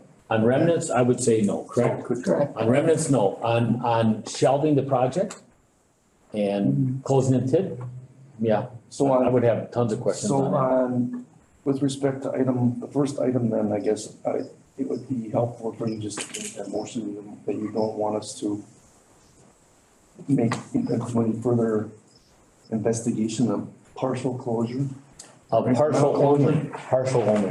I would not be in favor of saying, total closure. Right, so- I would not be voting for that, but I would vote for partial closing. I would say, I'm off to that now. Yep. I'm off. It doesn't pay and we're pulling money out. If we're gonna leave it open, then leave it open full bore and let it generate. But talking about shelving it and closing the whole thing, yeah, that's definitely an option for me. But I think. That's my opinion. Yeah, the big gripe that we've, a lot of us probably have heard about, is, I don't know if the staff has heard as much as we have, but it's been TID for at least a year. Oh, it's more than that. It's way more than All this that. other stuff, and I think that's just part of, this helps me tremendously, because it's not some large territory that we engulfed in Weston, raking the profits. It's a development that developed, and now we're getting money because of it. But it's far exceeded what the territory that actually covers as far as what its value is. And so people see that number, and they're like, well, you got all this land. It's not the same. But it helps me tremendously to fight that, Mr. Johnson did a very good report. So we move forward with this and we build the road and the land value goes up and more buildings go up. We could potentially be at what? I mean, just ballpark. That's gonna increase the value even more. That's what I mean. It'd even be more. You could be over 30% by the time 2031 goes on. Right, let's say that. So again, I guess I would ask that you I'm fine with entertaining a motion not to piecemeal portions of TID one out. So it either stays as whole or it closes as whole, but not something in the middle. I think you're asking for that. Yeah, but you do not want us to investigate Yep. further partial closure. Right. Motion by Ermeling. Yes. I'll second. Second by Hardinger. Any more in the discussion? Hearing none, all those in favor say aye. Aye. Opposed? So carried. 43. 43 for grade Yeah, two? so, well, just in case there's some questions related to financial. So we talked about what's recommended, what's desired for the typical section of Weston Avenue at corridor plan hearings, adopted things. We're in the midst of design. Now, if there's a desire to pull back, perhaps say, let's not, we don't want to put in a walking path now. I think we should actually do the design to accommodate that at some point in the future, so we acquire the correct right-of-way. But if we want to pull back on the scale or the scope of the project, those are things that we could do. But I think we're also going to start affecting the engineer's scope of work, and it's going to create more design costs and so forth. So that's my lead-in. I will just leave it at that, and I'll ask Michael if you would like to just give an overview of what the design concept is right now at the 60% plan level.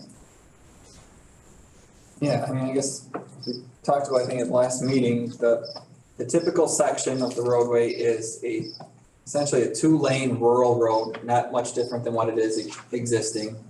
There is the addition of turn lanes at some of the intersections, so a vehicle making a left turn has a spot to move off the roadway and through traffic and keep going.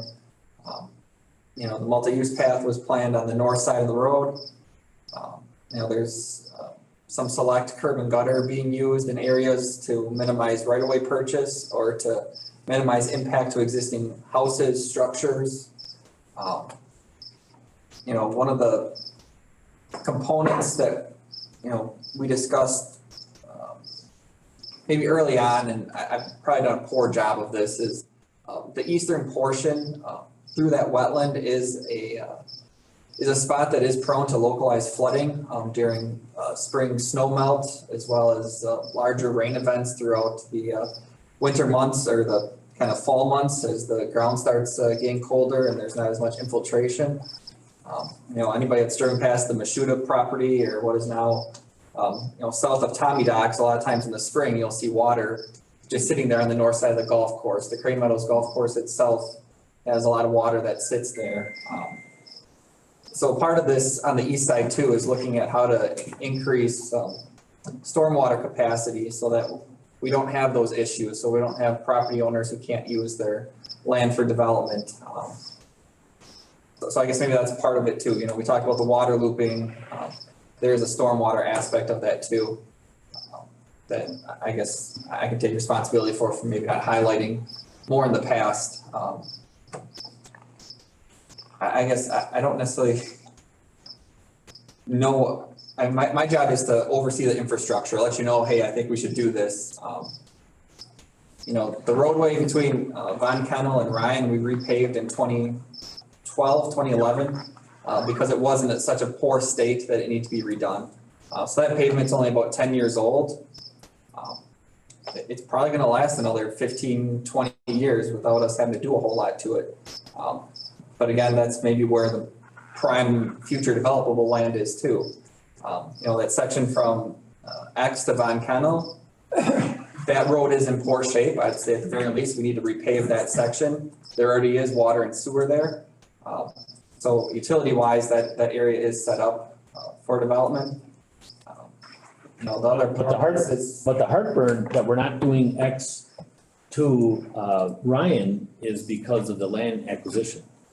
Yet the comments we're hearing from the public is why wouldn't you be doing that first? Because the road is in such bad repair. But the road, and if we want to just repave that section, we can zoom that portion up. I mean, right now, the east and west plans are essentially at the same. So if we want to say we want to do X to Von Kennel, that's fine. I just give us the direction of that's what you want to do. That piece, the Von Kennel to Ryan is where it gets a little trickier with some of those bigger landowners. So I mean that piece from Von Kennel to X, I think we could focus on if that's the number one priority of what you want to see get done. Well, the reasoning I got when I asked was that the western side is gonna be more hardship getting that land. So let's do the easy part first. It probably will be. And it just didn't make sense to me. Let's do I always do the hard thing first and then have my dessert later. Yeah, we do. Especially with the condition of road from Von Kennel to X. Yeah, we do own pretty much the entire north right of way from Ryan to J, except for a few spots. So that's where, not having that as much of an obstacle for right of way acquisition comes into play on the east side there. Comments? I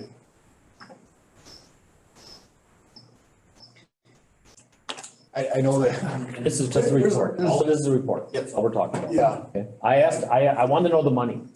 And I've been asking like how much so far, and Husheng has said, probably about $1 million when we're all said and done on engineering. I don't know actually where it is. Yes. What we've actually done. Michael's right. Our contract with AECom for design was $747,509. Total project or just the eastern half? The total project. Okay. Not including Birch and Alderson? No, Birch and Alderson separate. Separate, okay. Yep.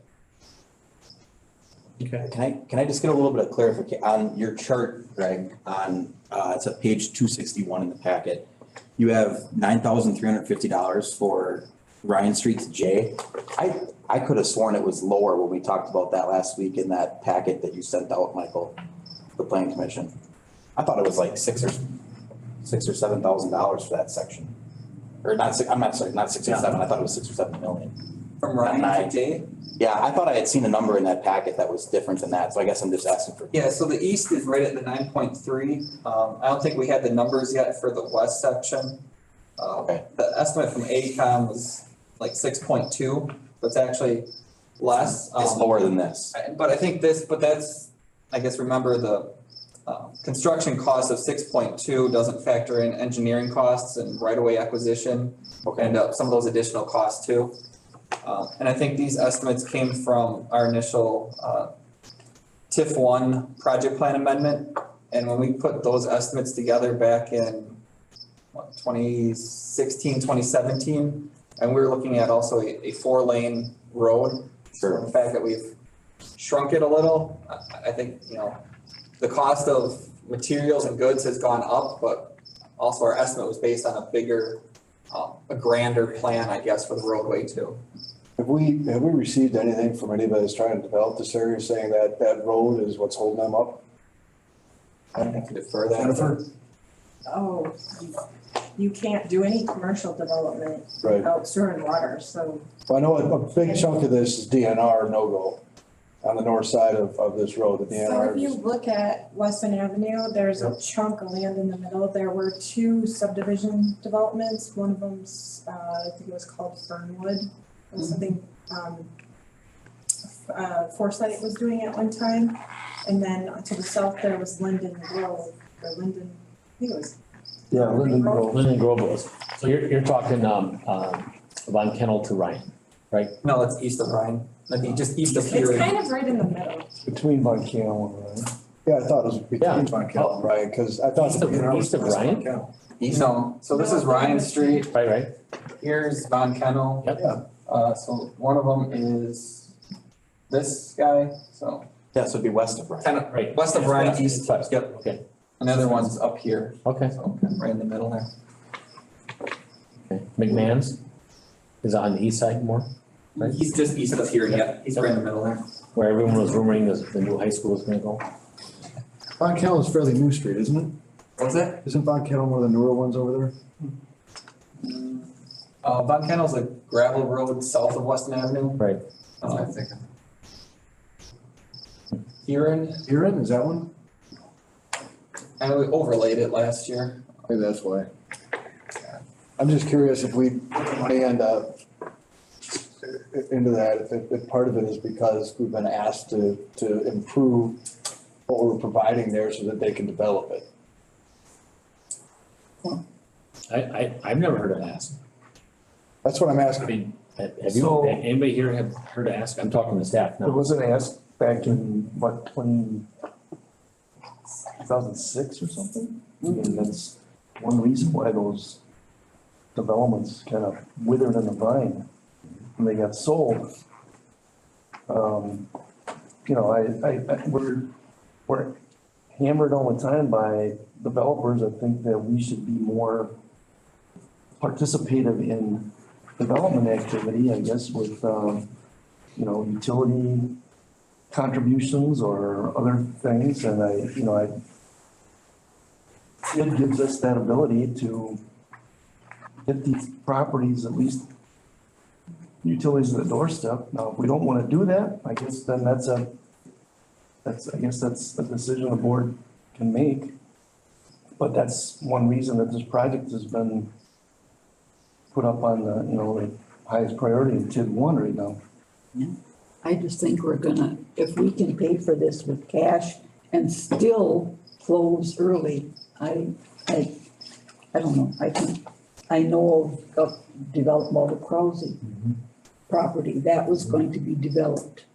And there's no sewer and water, there wasn't whatever, it died on the vine. So all said and done, finished project by 2026. Yep. With this estimated start date when? Hope would be in May, June of next year. Can you do better than hope? I mean, yes or no? What would hope? Yeah, the design could be done, part of it's getting DNR approvals and review. So, On the water. stormwater and wetlands. The east side there's the hardest part with the DNR. Yeah. Where the other side, you just had to deal with some humans. Yeah. I mean, but then, yeah, right away, acquisition process also is, Yeah, but it's not the dinner. Can we still close in 26 if we lose Marshall Glen? yes. We what? That's what it. Yeah. Yes, you had that with the $1 million loss. Projected if you lost $1 million of revenue starting in 2024 over the remaining life of the TID and still undertook those 22.1 million of projects, it still would close in 2026. I'm sorry, well, I just have one more question. Yeah. Michael, has AECom worked with the DNR on the progress of the designs? Yeah, so, last week we had, a meeting with, a virtual meeting with them, 2 weeks ago. We're actively, I guess, going back and forth, So they're not just developing these plans without talking to DNR about what needs to happen out there? I just want, okay, great, that's good, I'm very glad. Because sometimes these designers will do that and then seek the permit after and then hit these people with something that they have no idea it's coming. correct, yeah. So I'm very glad to hear that. Okay. I'm good. I'm good. Good. Thank you, Greg. You're welcome. Yep. Thank you, Ray. Thanks, Greg. Thank you. All right, so that's 42 and 43. 47's done. Back to reports, minutes from boards, committees, and commissions. We have a report from Finance, Plan Commission, Public Works, and Tourism Commission. Move to acknowledge items 10, 14, 15, and 16. Motion by Feeny. Second. Second by Cronin. Hearing no discussion, all those in favor say aye. Aye. Opposed? So carried. We are now moving. Reports from departments, administrative report. We have a building project, we have requests for proposals for So on the 5,500. building project that, just I would say we're heading towards a stretch run, we're still planning for furniture move. Starting at the new building on the 26th, we're gonna have a meeting with Shirley Clark from EBI next Monday. Probably was not as well versed on how this whole furniture thing is gonna work until we talked last week at our project meeting, so they're gonna be starting to take some of the furniture from this building on Thursday and Friday prior. Then the furniture will be delivered at the new facility starting the 26th. She says it may take as much as 2 weeks to get it all set up around the offices. So we have to get more detail on how this whole move is gonna work next week. They're getting ready to pour concrete. They poured curb over at the facility at this. Who's the contractor, Lewis? Chippewa. Oh, Chippewa, okay. I think for the flat work, I was told, they're pouring the curb as well. Yeah, curbs are done. I don't know if I had, well, I guess as far as the other building project goes, the exterior improvements at the public safety building, as I indicated, the bids are out. I did provide a link to all those documents to the board, I think, a week or so ago, but there was a link also in the packet this time. Again, there's a pre-bid meeting on the 18th of this month, that's next Thursday. Safety building? Safety building. Okay. Same day as a pre-bid meeting on the salt shed. Okay, and then what about the garage doors? Are they in there? Garage doors are in progress, they're not completed as of last Tuesday. So they're physically being put in? Yeah, they're actively being installed. What color are they?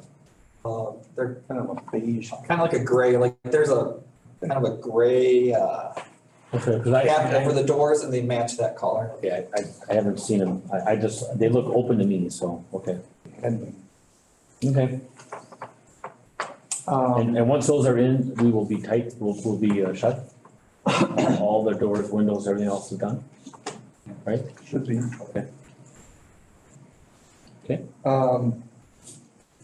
We have a request for proposals ready to go out for this site. It's in draft form. It was provided as a link on your report as well. Kristen Fish helped us put that together, and also had a copy of the environmental site assessment report.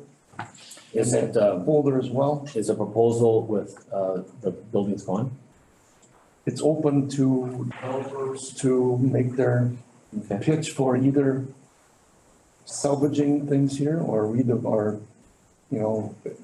total redevelopment. Okay. Has there been any phone calls or any interest? It hasn't been out yet. It'll be put out either tomorrow or Wednesday. Sure, I understand. There's been some calls. There's been some calls. There's been some calls. There've been a couple calls about little remnants of property along the boundaries. Okay. I think there has been at least one local person that has been kind of figuring it out now and then. Or at Yeah, least there's somebody locally that would take it for half price in a heartbeat. of course. It'll look like this. If you give it to me, I'll take it. I provided information, materials on the strategic plan, I guess primarily the calendar, so. And then you also probably saw some overview of what the process will look like. Also talked with Chief Schultz and Chief Finke on Amherst Metro and Safer being part of this whole effort, which I think because of their heavy involvement with the village, I think it's important, so I appreciate their ability to do that. I know this is gonna be a time-consuming thing.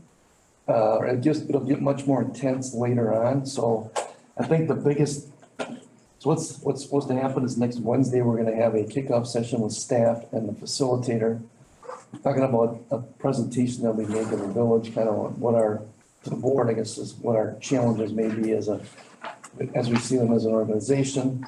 She will also be talking prior to that individually with each of the trustees. So she'll be at some point wanting to contact the trustees. Now, if she's here on the 7th, she could certainly set up some in-person meetings.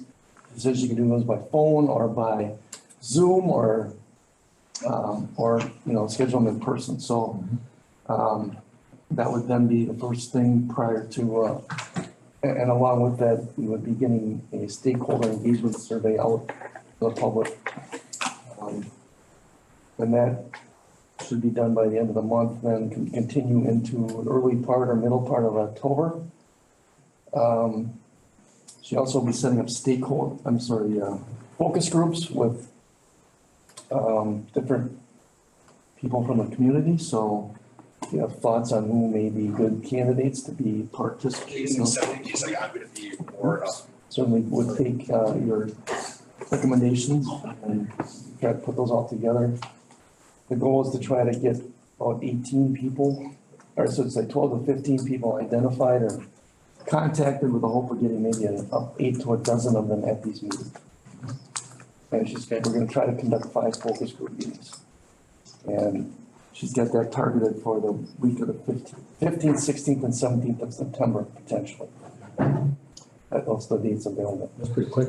Then the next things that are gonna be much more challenging are what she calls the strategy sessions. The first one's only an hour and a half. I think that we can do that one on one day, maybe October 31st, that's a Monday. At the end of October, where we don't have anything else scheduled that day. The next ones are gonna be the hardest. Sessions 2 and 3 is a full day or 2 half days. So in the past, we've sometimes done those things on a Saturday. She did say that a full day maybe isn't as daunting as it may seem as we think about that. So I don't know if you look at those dates, November 10th to 12th, November 17th or 18th. 17th and 18th are close, the Thursday, Friday prior to deer hunting. Now, I don't know if that impacts anybody's ability to attend. I will not be here. Certainly wouldn't do it on Saturday that week, so if that session has to change, it's gonna probably change the last one as well. So if you can look at calendars and see if those work, and I don't know if you want me to put out a doodle poll, or if you just wanna send emails back and let me know what looks good. Get all the dates again, I know. I think doodle poll would be a good idea. I'd rather do a full day.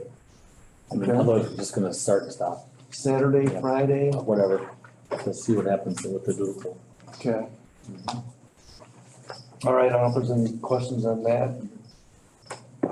The other thing I had mentioned is that there is a draft transportation development plan that's been put together by the Metropolitan Planning Organization and the County Planning.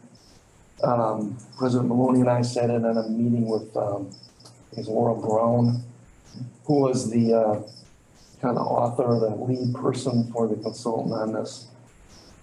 This is a report on making improvements to public transportation options in the region or the urban area.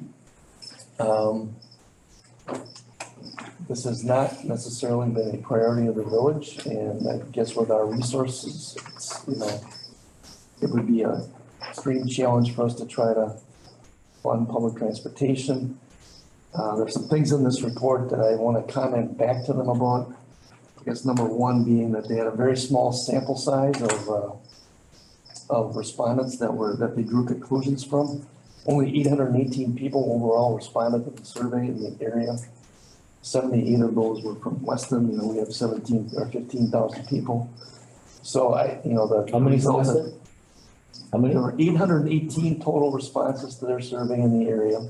How many? 78 from Weston. I was one of them. So they have some options indicated in there for different routes. A route that would be expanded into Schofield and Weston. And then another route that potentially connects Vermont to Weston. These are kind of pie in the sky ideas. So again, this is, I certainly look for some feedback, but I kind of know that this is not necessarily something that we have resources for. There is also the commentary that, you look for private companies that may be interested in options for their employees to get to work, not necessarily in traditional, say, busing, but, micro transit, they call it, they set up special routes. I guess Crystal Finishing has been one of those that was named in the report as well. So, Thank you, Mr. Donner. From what I understand, the MPO, I mean, that's something that's coming pushed from the county. And their transit plans getting pushed with the county, but it's not something that's being pushed through our constituency, our community. Is that correct? Right, we're just. Yeah, there's nothing coming from anybody in Weston saying we need buses. MPO and are they planning on assisting the funding for it at all? Or are they basically saying this is what maybe you should do and good luck paying the bill? It's a question of us whether we want to make it a priority. I would say, based on our other challenges right now, it's a non-starter. Just my thoughts on it. It's not a good thing to say necessarily. If it touched 90% of our village, we've tried this 2 or 3 times. It's hit the Schofield Avenue, hit the hospital and back out. Yeah. So my daughter couldn't get on there, my son couldn't get on there. I mean, 95% of the families couldn't get on it. Do we have a lot of options? It really brought Wausau into here. It allowed someone to get an apartment in Weston on that route and then not live in Wausau. That's what it was about. Yeah, And the portion we paid was about $125,000. I know when I was with the Pick and Save in 29 Super, we paid about 10 grand the first year. But just remember, 3/4 of paying for that one single route is paid by the state. So the 125 came from us. And then, whatever that is, 375,000 came from the state. That's actually how much that route costs. We could put it on the strategic plan when they do the survey with the local community and say, hey, do you feel like public transportation would be a benefit to you living in Weston? The ridership was very low. Kind of, at one point when we had the bus, that was when they said, there was all these groups that said, with your handicap and you're getting people here and everything else. And the only thing is, if that bus didn't come to your house and you needed transportation and they had the medical transportation and you were out by me, you still couldn't get it because you weren't on the route. And then we had people that said they wanted it. And then when the referendum came by about paying for it, they said no. Yeah. No, I don't think anybody is gonna want any part of this. Some of the largest crowds we had here ever. And speaking from the board on Marathon, this is all got a different agenda to it. And I don't think it applies to Weston personally. So Keith, I wouldn't spend a lot of, I know. I'm refreshing this tonight, just so you're aware that it's there. And it's not my decision to make. Yes, I know, I'm Okay, just making let's, sure. let's Keep going. hearing yours. So there are estimates of what those routes cost in that plan. Okay, number 19, clerk. Anything? Well, Yeah. I'll just briefly say something about the election that we finished up with a partisan primary and we had 2,766 voters, which is about 30% of 30%? our voters. Yep. And it went very well with all the help. And now we're just going to focus on trying to clean out some records so we make our move a little less strenuous. I thought it went really well. Yeah, you guys did a great job. I was there and I thought it was packed. The only comment I had several poll workers that was asking me to get her a drink. But I think it was appropriate, so no, I'm just teasing. I just kind of pointed in that general direction. So, no, I'm just teasing. So, no, I thought it went extremely well. And I was on the new machine and it was pretty cool. You guys did a great job. Yeah, you did. Great job. Excellent. Finance. Anything for Jessica or anything you want to add, Jessica? Nothing to add. Okay, thank you. Fire and EMS, Chief Josh Hinkie. We do have one engineer paramedic that's on family leave here for probably about 2 weeks. We'll know more about that probably tomorrow. We've been training pretty heavily at a house that we have in Rib Mountain. So the guys have been over there a lot the last 2 weeks. And then the only other thing I have is something that we did a strategic plan also that we finished in January, I believe it was. And one of the big things in there was, mental health and those types of things for the fire service. And one of the things we have been working on is to try to have a department chaplain, which was unbelievably difficult. Most of them have said no, but I think we finally found one from St. Agnes Church. We're gonna meet with him tomorrow. So hopefully that'll go well and then we'll have that. On a good note though, there was need in the department for one and Yes. you reached out to Wausau. Yep. And we had one like that. So it was, that was inspiring when you told us that. So, well, it's too bad, but it was good that we got one on loan. It's not that one, is it? No. Okay, good. Anything for Chief Hickey? I was just wondering who's deputy chief? Eric Lang. Eric who? Lang. Okay. He was a former battalion chief. All right, thank you. I'll tell you, things are happening there. There's a lot of communication going on there. I think another great decision that we all came up with was bringing in the 2 finance departments for both Jessica and Nicole are doing a bang-up job. And I think they work well now with administration. I think maybe there was a little bit of, looking over your shoulders at first, but I think it's outstanding and it's all help, all intent to help. And it's just great stuff. I feel really good there. It was pretty ugly there for a while. So, but no, really good stuff. We even ordered an engine, so with a ladder, 100-foot with a platform. So now we gotta talk Rothschild and Schofield out of getting one next year and coming on with ours, which would be a major heartburn, I think, for the department. But we'll see.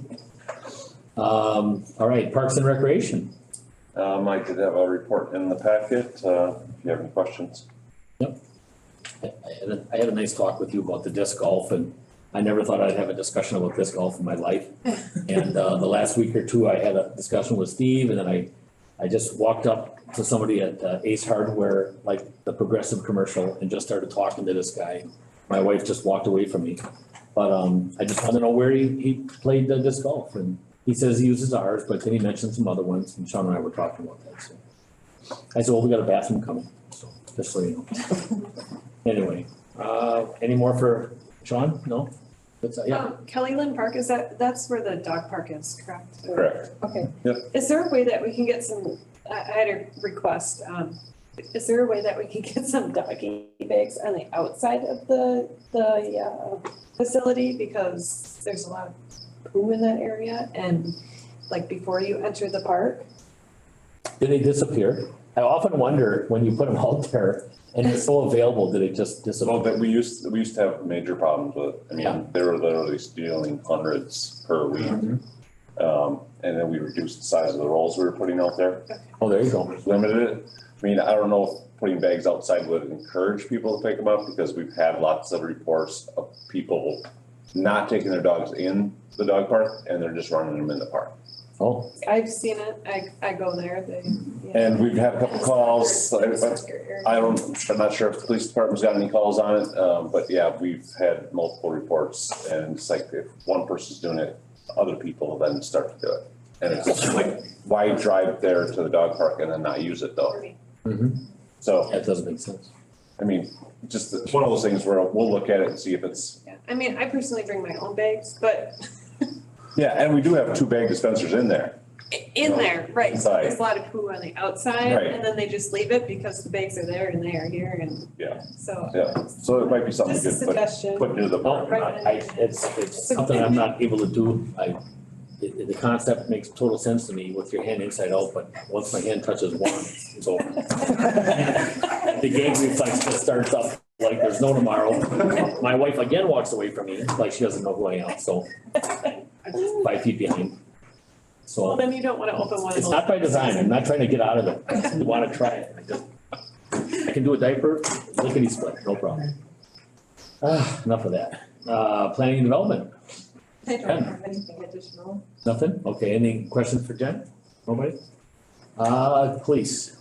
After the Uvalde shooting, we kind of analyzed some of the stuff. We're talking with the school district a lot on our response. They have a lot of questions on some things as far as safety, so we've had a lot of meetings at the school. I'll be attending the school board meeting on Wednesday to talk more about our plan of action. I want to thank Josh Finke, the chief, for providing us with some breaching training. All of our staff took some time with some of our tools and kind of go over the basics of using the Halligan tool. So I really appreciate that. That was good working with them. We got all our staff rotated through, so we'll continue some of that in our firearms training. That's been a hot topic going into the school year, so. That is just a horrific event. Just terrible. Outside of that, or anything else? Okay, thank you for both of them, what everybody. Public, excuse me. You okay, Josh? Wasn't me. Oh, okay. So, Public Works, Michael?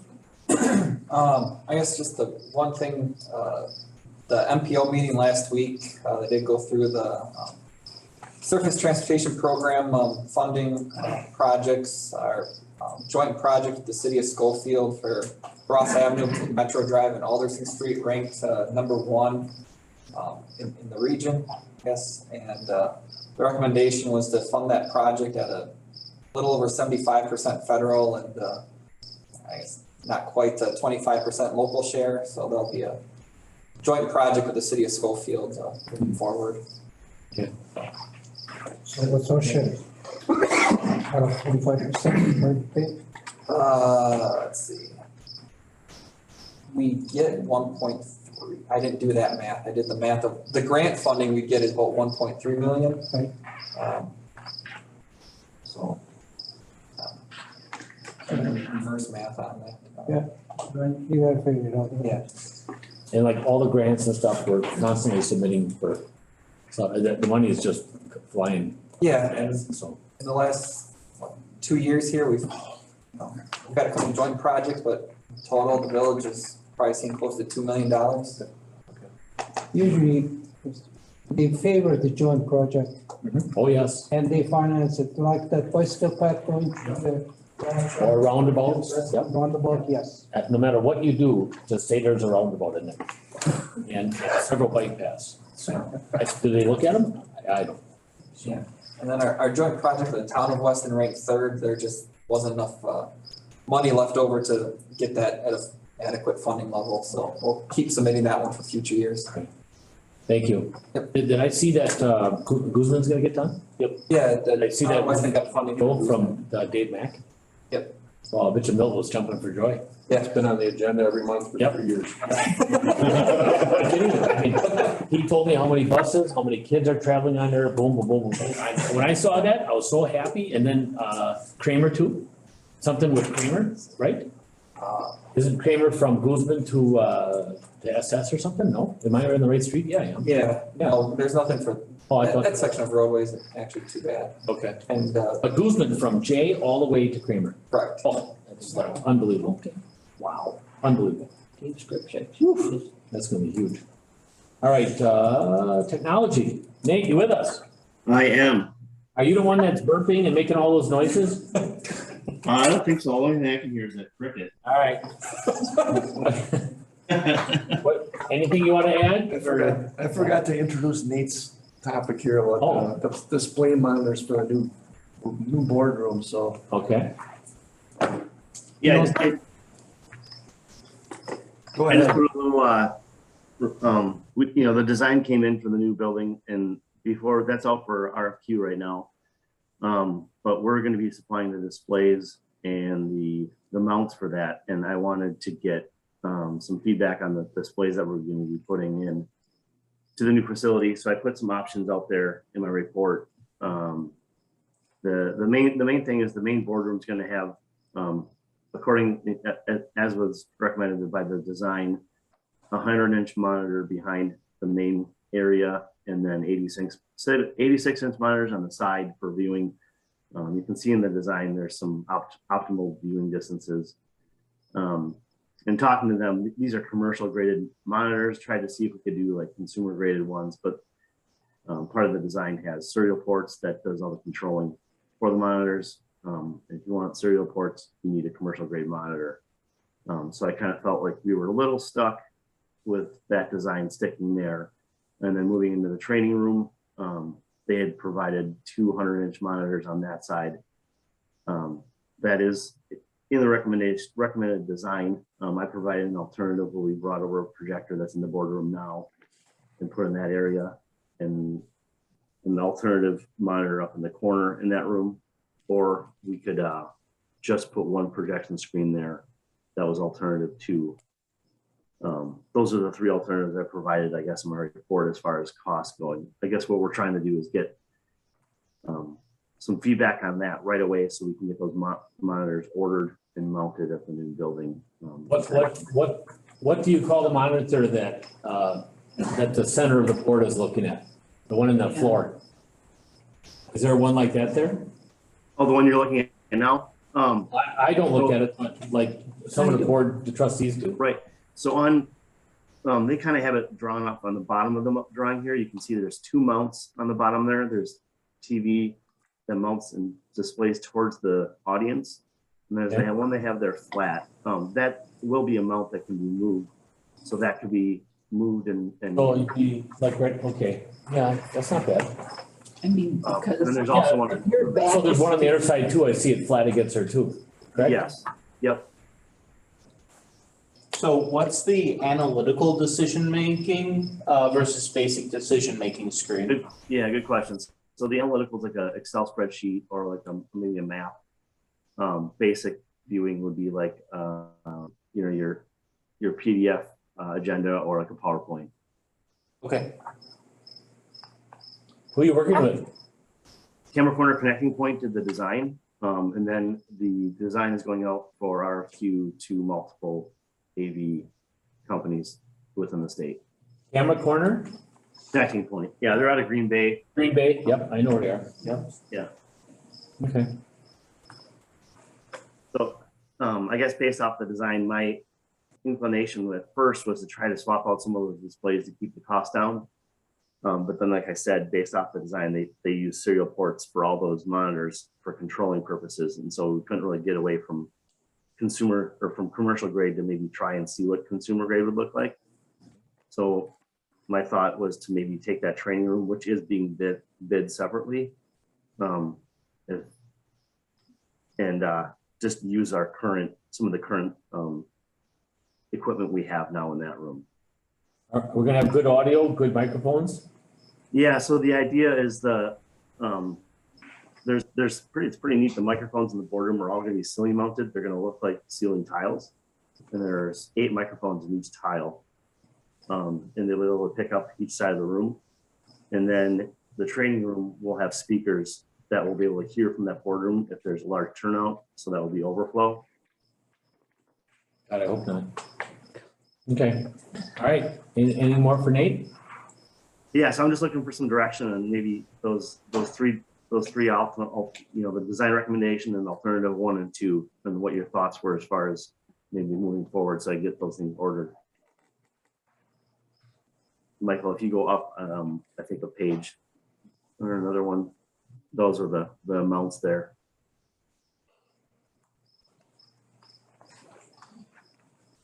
So the design recommendation is to include those 100-inch monitors in the training room, and there's 2 of them. The idea being one monitor would show you the agenda, and the other one would show you the camera view in the boardroom if there was overflow.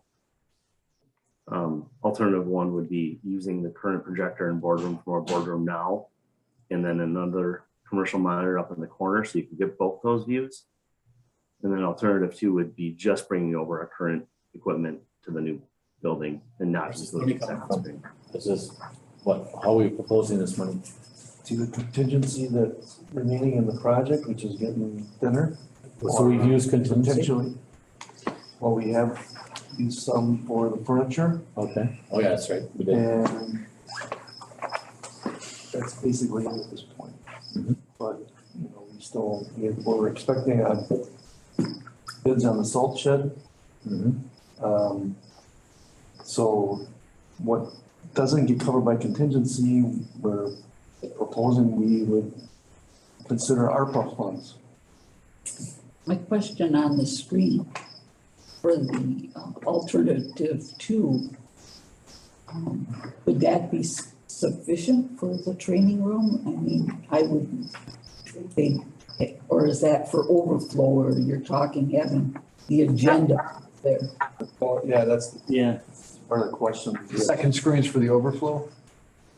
The idea would be that if there was overflow, you know, and how often that happens over the last, 15 years that I've been there isn't a ton. But the idea being that if there was a lot of people that could go in that room and they could see the camera, see the video feed, and they could see the agenda. Even if there's a ton, you would still have the current boardroom projector and screen. I'm in favor of alternate 2. Yeah, I motion. Alternate 2. Which one? Second. Yep. Alternate 2? Really? Yeah. I don't see that second screen being. I don't either. Yeah. What second? You know, we don't. No second. In my opinion, it's always one of those things you could add, I'm sorry, Nate, which one did you recommend? Right. I don't have I don't necessarily have a recommendation. I'm fine with any of them. The reason I put it out there is like, we don't have that happen very often.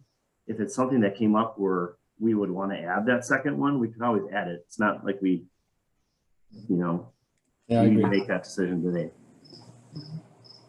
And we're talking diagonal measurements, right? On the monitors? Yes, correct. And then they must give you a factor on how far away, because I wanted to go into Best Buy and buy an 80-inch, and the guy said my room was too small. Right. Yeah, there's a calculation out there for those uses. Yep. Like for example, the boardroom projection screen you're looking at now is 150-inch to compare. Which one? Oh, that one. Yeah. The one behind you guys. Yep. It's 150. That's 150. Yeah. And the room is as big as this. So as big as it looks on here, it's as big as this. In fact, I think it's more narrow. So yeah, a little longer. Everyone thinks it's gonna be so grand and, Taj Mahal. It's this size and the same height, right? Right. Right? No, it is not, it's 10 feet ceilings. That is, I'm not sure exactly. What are we now? These are 8. Yeah, oh, okay, so a little bit more. These are 8. Okay. I'm good, yep, whatever you. We had a motion second to. Somebody grab it. We have a motion and a second. Well, somebody's gotta tell me, who's number one? Motion by Hardinger, second by Cronin. By Cronin, any more in the discussion? Yes. Yes. Why did you just select alternative 2? It's the cheapest. Come on, guys, it's not. It's not a come on guys thing. No, It's the cheapest. It We don't is. need a second screen, and we can take the equipment from here that already works. No, it's Why not are we the spending more cheapest. money? What is gonna work the best? That's what I look for. Well, that's what we Because asked we're Nate. not doing it just for this year or next year. It's gonna be sitting there for next 10 years, probably. The same size room. My issue with that comment though is in 10 years, all of this will be. Exactly. All the tech is gonna be done in 5 years It's all anyway. gonna be done. Yep. Why spend the money for it? So why push it now? Because the minute we buy it, it's gonna be outdated. Yeah.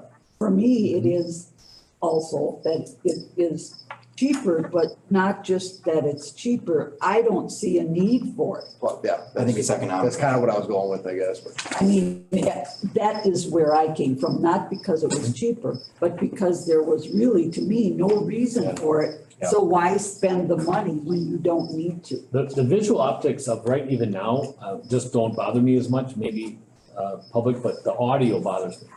So the audio's gotta be an upgrade. So it's gotta be better speakers for the audience. It's gotta pick up someone that's a soft talker. And, you know, you don't need a speaker for me, so you can save that money. Okay, but we have a motion and a second. Any more in the discussion? Barb said it a lot nicer than I did, but. Does not rise to meeting. Hearing no more discussion, all in favor say aye. Aye. Opposed? So carried. All right, thank you, Nate. Wow. That wasn't. Not often that we vote in this section. Work product transmittals, 27, 28 together. Do I hear a motion? Move to acknowledge items 27 and 28 concurrently. By Feeny, second by Ermeling. All those in favor say aye. Aye. Opposed? So carried. Consent agenda. Mr. President, point of privilege? Point of privilege. You have to go to the bathroom? No. Oh, okay, go ahead. If it's all right with Jim, just simply in the interest of time and you've been waiting for absolutely. 3 hours, would you like us to address yours now? Not at all. I'm on 48, we'll wait till 48. No, he's I gotta get my money's worth out of this. He's a trooper. Okay. I'm So- paying for it, you're waiting. Yeah, let's go. All right. So consent agenda. Okay, Moving forward, motion to approve 30, 31, and 32. Second. by Ermeling, second by Cronin. Anything on the discussion? Hearing none. All those in favor say aye. Aye. Opposed? So carried. Ordinances. 34, ordinance number 22-014, an ordinance to amend section 94.4.08 parent 1 of the zoning code relating to a light industrial land use types. I recommend approval of ordinance 22-014 as. Motion by Cronin, second by Wyland. Yep. I had your name, I had Jamie, but I had to give. Second by Wyland. Anything on the discussion? Hearing none. All those in favor say aye. Aye. Opposed? So carried. 35, ordinance number 22-019. An ordinance to approve the rezone of 2 parcels of land in section 24. Township 28 North, Range 8 east from AR Agricultural and Residential Zoning District to SF-L, Single Family Residential Large Lot Zoning District. Your pleasure. I move to approve ordinance number Motion to approve by Cronin. 22-019. Second by Feeny. Anything on the discussion? Hearing none. All those in favor say aye. Aye. Opposed? So carried.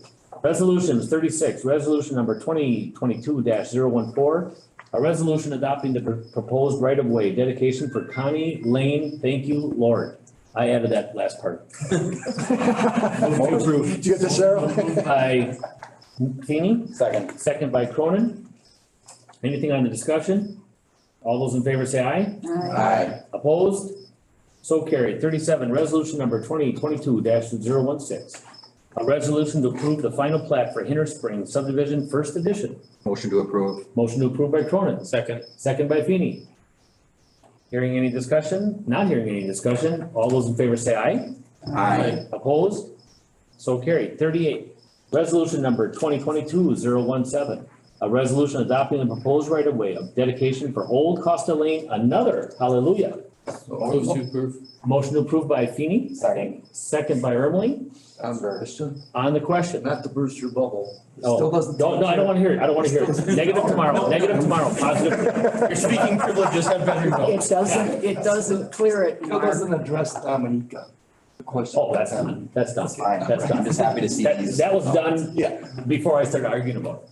I had to move back in, so I'm back. I'm with all of you, so we're good. 38, did we vote? We did vote. I think you. No. Oh, we have to do it. So, no more, discussion. All those in favor say aye. Aye. Opposed? So carried. God, I hope I find my way home tonight. 39, resolution number 2022-018, a resolution amending the village fee schedule. Motion to approve. Motion to approve by Ermeling. Second. You moved? No, I think it was Wyland. Sorry. You had your finger. What were you doing? Oh, That's, hey. second. It's an auction. You're making a move and I look at it, it's done. Second by Wyland. Yeah, on the question. I just want to verify, Jen, this is only in regards to the Parkland dedication. That's the only thing that changed, correct? No, there's also the completion surcharge Yep. that you guys talked about. Oh, that's, Yep. okay, Remember? we're good. Okay. Discussion being over, all those in favor say aye. Aye. Opposed, so carried. 40, resolution number 2022-019, a resolution to approve the preliminary plat of Arrowhead Estates First Edition. Motion to approve. That's Wills, right? Yes. Okay. Motion by Cronin, Second. second by Hardinger. Point of order, I assume you mean with the conditions stipulated? Correct. I think they're listed in the resolution. They're listed in as a resolution. Yeah, Yeah, just making sure. Yes, because we discussed all this at plan commission. So motion to approve with the conditions listed. But it doesn't have to be said. Okay. Because it's listed already. Yep. Okay. So we had a motion, we had a second on the discussion, hearing no more. All those in favor say aye. Aye. Opposed? So carried. Number 41, unfinished business. Update on American Rescue Plan's ARPA funds. I missed a little, you guys are talking a little bit about it in finance. It's just kind of an update on the placeholder, if you will. I think it should stay there. We have some, with comprehensive outdoor recreation plan. Yeah, Jim will know about that. RFP is out and, it's also including potentially or asking for proposals on the Nebraska Park Master Plan and the Kennedy Park Master Plan. I thought they were all 15, but Jim Wald said 10. What did they go with? Or I mean. We don't, well, that's an we estimate, just I know. put it's in an a estimate. number kind of based on some past experience, so we'll see what they come in at and bring them Okay, back. and I get a proposal, I certainly don't want to elongate this meeting, but 10 or 15,000, whatever they come back at. And so whoever we would take that with versus somebody else, versus somebody else, versus somebody else, versus somebody else, how different can that range be versus you and 7 other people? Me and 7 other people planning a park? Yeah, no way, can't do it? Well, there definitely should be some engineers and architects involved in. Really? Traffic flow. We need them that bad? Staff will be involved regardless. Yeah, I mean, staff would be involved regardless, but as far as placement of areas, usage, as far as, what we talked about it last week is, are those buildings at Kennedy Park is the right use of those facilities right now? I mean, every time we add something, we're just adding it in the spot we feel is best, but is If it? we're gonna keep a building there, those should all be gone, and we should just build a building, period.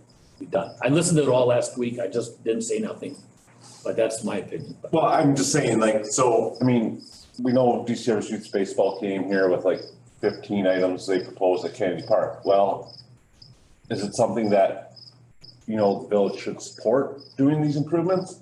Or should we no longer have baseball at Kennedy Park? I mean, who should make that decision? I made a horrible comment when I said I don't use our parks. And since that night, I have driven by Kennedy every single weekend, and I am absolutely shocked at the usage. If I could suck back that comment, I would. It's unbelievable to see that much usage and that much of different things going on at the same time. It's unbelievable. And even your comment before the meeting tonight, I mean, Prohaska is a clean slate. I mean, it's literally, but you mentioned, is that the better place for a disc golf course? Compared to Yellowbanks? I mean, because we know Yellowbanks is in wetlands, we know we struggle with the thorny brush down there. I mean, maintenance is difficult. Yeah, we got some comments from some players, and they just don't like it. The ticks, the brush, the crap. Oh, mosquitoes are horrible down there. Losing their stuff, and male, I don't like it either. I'm not just picking on the females. What did you say to me? Some mosquitoes are horrible. Oh, mosquitoes too. I thought you said something about me. Oh, well, we. But it's true. Better at. In the last week and a half, I've just heard it. All the ponds. Yeah. Yeah, we have a bathroom coming, so. And there are obviously, I mean, all the community groups that will be involved in looking at these parks, current use versus. Well, I just hope 10 or 15 or 20 grand is just eye-opening, just like explosion. That it's just so incredible that we couldn't do it, that's all. Because I got all kinds of ideas, nobody wants to listen. Well, we've done it the other way, that you're talking about too. Unfortunately, seems like certain things get, focus gets narrowed. Well, if you got the wrong players in there, like me, I would probably be a little loud. All right, I'm done. All right, so are we finished with that? Well, we have, work being done to prepare, get some budgetary estimates on the security cameras at the parks. Sean and Native are working on that. I think Clay's team on that. And to identify and catch people doing what? Vandalism, wrecking, destroying? Various things. So, I mean, we have police issues, quite a few. I mean, I don't know if we have to talk specifics on that. We have fights in parking lot. We have car accidents in the parking lot. I mean, this is just specific to the skate park parking lot. Obviously, we have drugs, guns, all that stuff. Vandalism. As far as, thefts taking place, people's wallets, cell phones, stuff like that. I mean, obviously improving the quality of a system that's been there for 10 years. I mean, it's way outdated and we're not covering necessarily the areas that need to be covered. Okay. And more often than not, I mean, our current system is not up to the job. Are we working with the police department? Yep. Okay. Very good. How about locks? We still working on that too? Well, same company. We're actually working with two different companies because one does more automation, less camera. So we're actually touched base with that camera corner connecting point on Green Bay too with them, because they actually do parks compared to, well, you wouldn't think they'd do that. Compared to New Era. So like remote locations. Nate also mentioned in his report. So if there's a company out east and they're putting cameras in solar lighting now. So you can do like parking lot lights with your cameras in it. And it's ideal for remote locations where you don't have internet or electricity. So he had camera corner touch base with them also, just see if, and some of the other places they're used, because there's some use in the state of Wisconsin, so. You think we might be able to have that by the next board meeting? It's, if you look at Nate's report, you'll see all the locations we pointed out. I mean, it's a big project, because literally just to provide the internet at Kennedy Park, we need to run fiber. And we have fiber at the pool, so we just have to run fiber across the park. But, even with like the traffic cameras or intersection cameras, I mean, we don't have a fiber loop where we can just connect to it. So some can be done wirelessly, depending on the distance. Because like we get our internet, we've gotten it wireless for a long time over at Kennedy Park. But the bandwidth was so narrow, our speed was 2 megabytes. Is that something we have to do, or is that something UPS could do, or what? So it's something that we may be able to connect with like network professionals who currently have an antenna on our water tower. That's where we were getting our internet from. And maybe that will be able to work some of the cameras in certain locations. Okay, yeah. Because they have other towers too. So it's more than one company. We're gonna be working with probably at least 3 to do some of this stuff. Maybe next month? Maybe we'll see something from New Era by that point. How about let's put it on the agenda for next month? Yeah, please. So just a reminder. Okay. We'll report on that in the ARPA. Okay, or put it under ARPA funds. Yep. Okay, ARPA done. We beat it to that. Yeah. 42, 43 gone. New business, 44, Weston Aquatic Center, Woodson YMCA. Pool collaboration agreement. Motion to, by Husheng. Second by Ermeling. Any more in the discussion?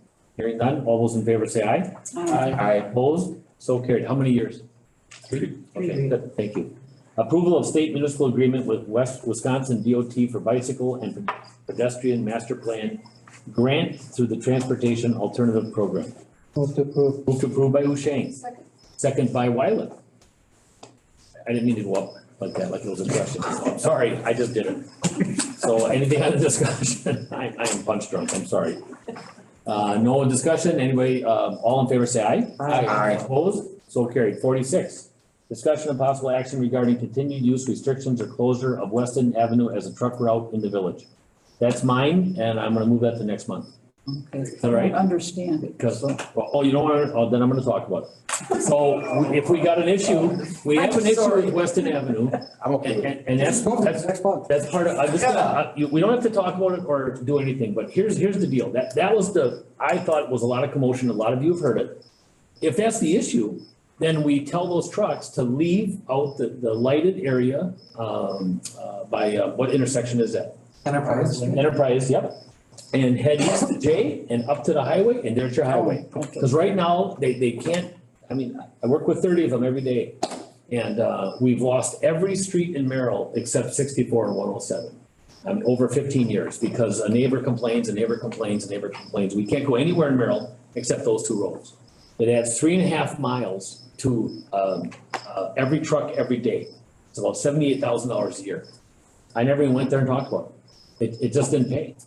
And you know what? That's it. They want to go right downtown. That's what's going to happen. So it's not a big ask. All right. So here they're sneaking out of there. They're going out on Ryan over the overpass, which it's not designed for. Then they got to hang that right or west on Weston, which is the huge complaint because it's not made for a semi to make that corner. No. And then they go down a beat up road already all the way to X, and then they hang another right, get up on the highway to continue on their way. My God. Go back out, the lighted intersection, hang a right, the county, it's a 2-lane road, 4-lane road. Go to J, hang a right, there's your left, there's your east or west on 29. It's the exact same option right there. It's a no-brainer. We're beating the hell out of Weston Avenue right before, where is that? Which part was that so bad? The semis just beat the living hell out of that. And yet, go ahead, fine, drive all over it. And then I also say, don't go down Schofield and go into that intersection to create a mess there. Now, local traffic, have at it, drive wherever you want. But through traffic would be the best bet. So, let's talk about it next week. I just seated you all. Next week? Or next month, excuse me. All right, 47, gone. Whew, that was something else. 48. Temporarily. Yeah, well, it's gone for tonight. Discussion, and you know what, we're being televised, so I'm gonna get some hate mail for that. Discussion and possible action on amendments to Village Municipal Code, Article 18 would that be a 4 or a 9? It's a 9. That's a 9. Yes, I love that. Just go ahead. That's my brain up. Make that right at the end, so I have to think about that for a while. Mobile food vendors. Okay. I have definitely heard enough on mobile food vendors, and my opinion is we do not belong in this space, period. Absolutely, period. I've run grocery stores here since 1981 in this village. I have never once had the village or township come in and talk to me about anything food related other than getting my cigarette, my liquor, that's it. Those are the only 2 licenses I ever had to get from the village or town. The rest came from Marathon County. We do not belong in this space, period. That's my opinion. What's the reasoning for having a mobile food vendor permit right now? I don't know.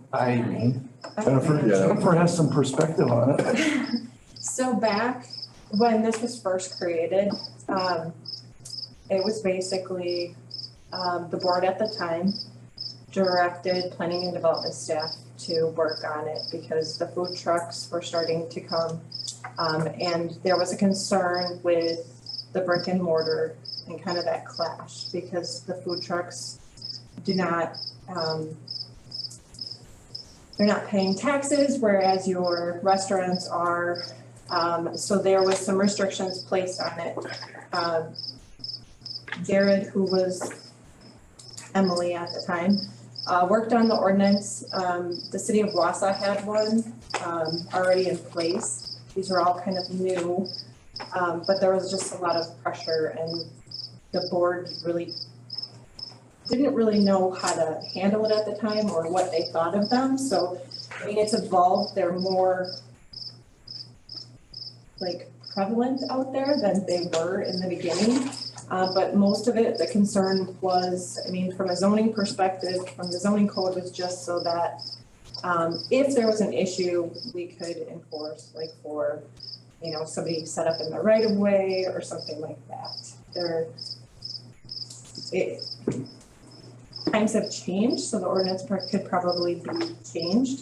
But some of it was just also that if somebody calls and has an issue with it, they're gonna call the village. And if we don't know who to contact or don't know anything about it or where they're at, some of that was some of the issue also.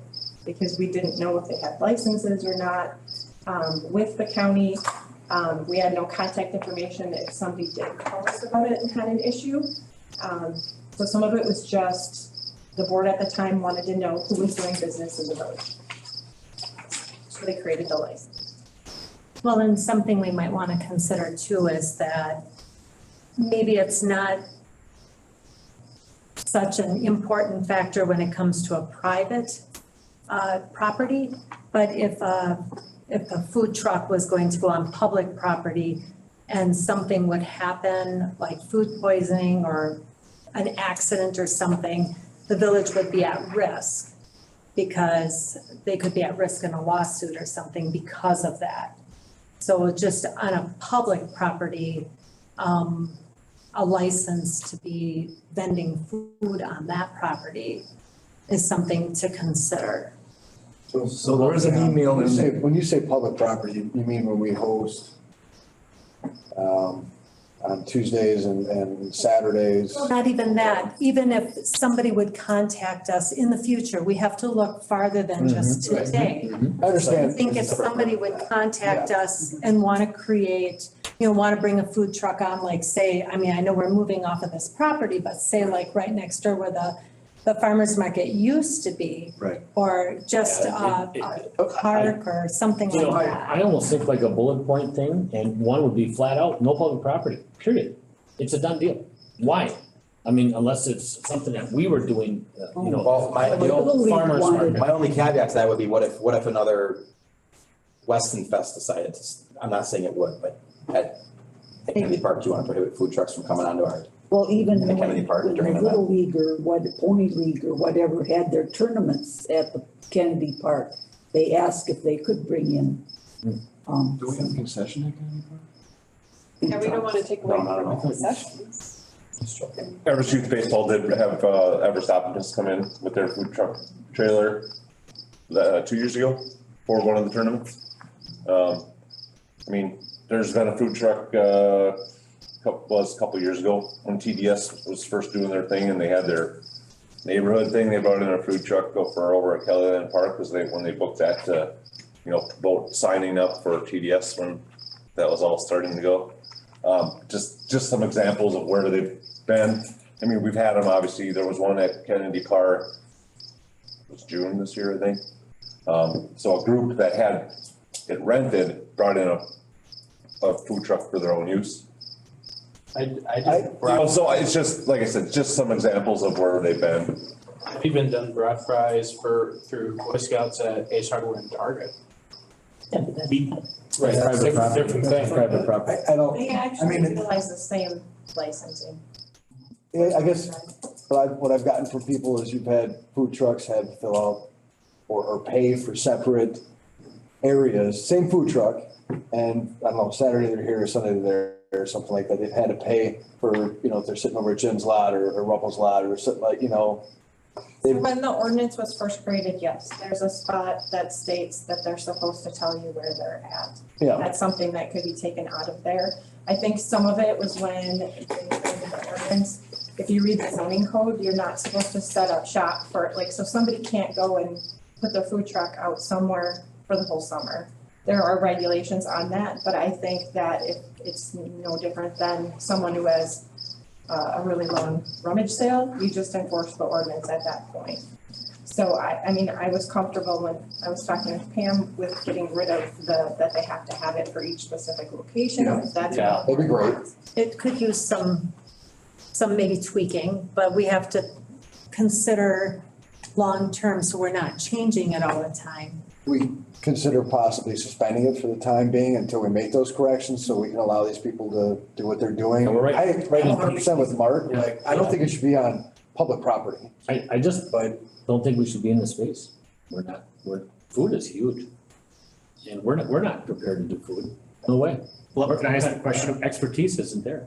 Can I ask a question about the public property thing? Just because it's coming up, and I probably should have mentioned in my report, we have open house at the fire station this Sunday in town here. But speaking about the food trucks, I don't do a whole lot of planning for open house, but last year when we had it at the other station, we had 3 or 4 food vendors there. Not in Weston, you can't. But that's obviously public property. I think if we suspend it, we suspend it for the entire year until we get into it in winter. Huh? I don't think remote even. I thought I read that Rim Mountain didn't even allow food trucks. They just denied it. Yeah, they just did that at a meeting a couple weeks ago because they had a sunglasses or swimsuit vendor or something that wanted to come in and they would allow them. So there, you are not gonna have a food truck in? We were going to. And they said no? No, no. They said no to, Okay. yeah, that was just a couple weeks ago. So when that seafood guy shows up at the Shell station across from Intercity State Bank, do we check him? He's got a license. Okay. It's a license every year. I just cringe thinking that he turns off his reefer all the way up here from Florida and then freezes it once he hits Milwaukee. So, okay. There's an email from Attorney Edie in the, I was going to ask if. Cloud Drive relative to the insurance question. What does it cost to get $1 million in identifying the village He of says Weston? that we should, it's not our business to ask for insurance on the private property. I think I related that. Oh, okay, so Same it's sentiment not our business, okay, good. Jim, when I good. met with him back in July. Okay, good. But it is advisable that they would ask the vendor, I mean, that's up to them. Well, that's up to the private property. It's up to the yeah, private property, yeah. owner. I acknowledge that. But Jim says that if we're doing it on, or not Jim, but Matt says that if we're doing this on public property, then we should be looking or asking for the insurance, I guess, for our own benefit. So there's, there's some nuances we need to think about trying. Are you looking for some direction from us on which way we want to go with this tonight? Is that what you're looking for? I think that's what you were asking us, but that's what you wanted to have. Well, yeah. I guess what are you looking, what do you want from us? You want some direction? What I would think Yes. is that, Yes. we just let the rest of this year go play out with the current ordinance. But we look into the 2023 season and then we look at the ordinance and make decisions. Do we want it on public property? Are we not gonna worry about private property? Like the cost of the license, Are all we the different charging for the things. Are we cost right charging now? for the cost? But Yes, we they do. also have to pay at Marathon County too, to get the food license, right? I think, so I that's believe where, so, that's where the yeah. food come in right there. And I just think we should suspend it completely. And, I understand what you're saying, but And what are you gonna- I've heard from a lot of people who are not happy about it. Okay, so then if we suspend it, do we have to refund all the people that we? No, I think what you're no, saying it's, is, we can't go back. We're gonna just, I know. just suspend enforcement. Oh, I know, but it's, We probably have the majority of them already have licenses. Yeah. I think the frustration, that you're talking about, Jim, sometimes is just whether they show up or not, because they're kind of, they go where they think they're gonna do the best, whether it's scheduled or not, which I've seen too, but, Well, we've got different rules for if you're at the farmer's market or not. Yep. So you can be legit to work in the farmer's market, but that doesn't allow you to vend outside of the farmer's market. yeah, well, and that would be another thing that we have to look look at too, yeah. Like, if they're fine at the farmer's market where it's on the village, basically village, or No, it's not. village sponsored. It's Versus Raleigh village Lockery's sponsored. property. Then they should be fine for anywhere in the village, but that's just my 2 cents. But it's not right now, and that's the problem. And I understand that. So that we can look at over the winter months too, Yes. and, so, How long do you want to suspend it for? Through the end of the year?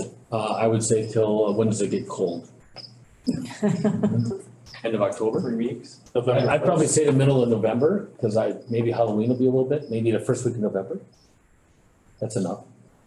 Then we'll have 3 or 4 months to dive into it and figure it out. And I think just a rules and regulations, like a bullet point that we can hand out, have to give to the officers, whatever, and be done with it. They're already governed by Marathon County. That's my one opinion. Mark, can I Yep. ask? When you say suspend, does that mean I don't issue any food No. vendor licenses? How many more are left? How many more? There's a handful, No, I know, but, so there's some that don't have a license yet, correct. and they're like boycotting us or what? They just haven't come down to apply for it. Yeah, but how do we know that they're out there? We just do? From the email that Mr. Jim sent me and who I have given licenses to, there's a handful that have not. Yeah. We're gonna have a bunch of people that have filled out the paperwork, done what they're supposed to do, and just paid us for it. We've got a bunch of people that are saying they don't wanna do it, pending a decision from us.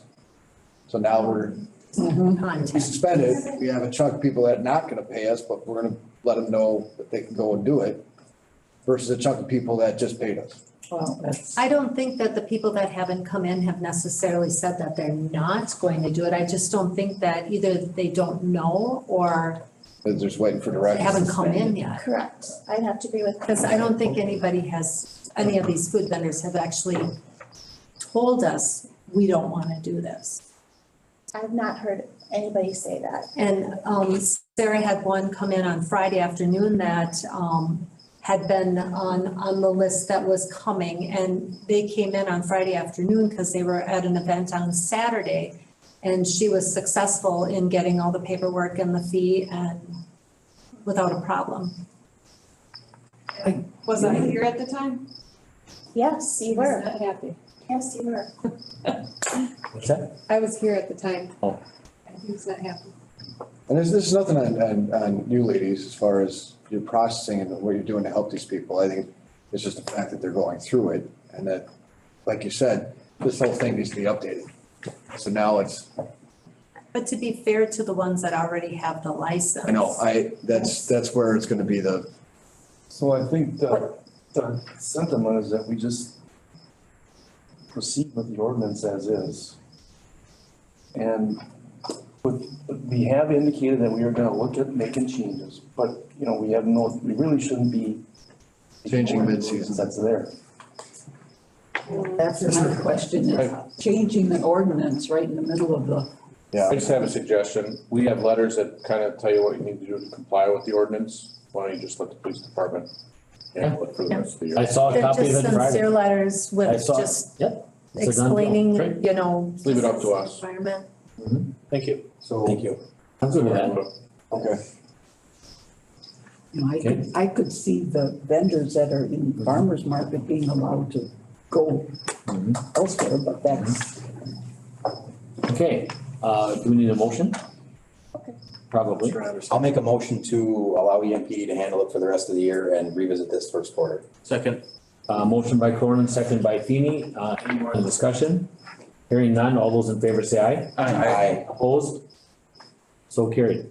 Overview of the 2021 audit. Almost there. I have a nice summary for the 2021 audit financial statements. The statements are also included in the packet. If you have any questions, let me know. I am planning on trying to get Christina, our auditor, there to also review the audit report with. From Kerber? Yes. Okay. Okay, overview done? To make the motion. No, it's overview. I think has everybody done overviewing? Yeah.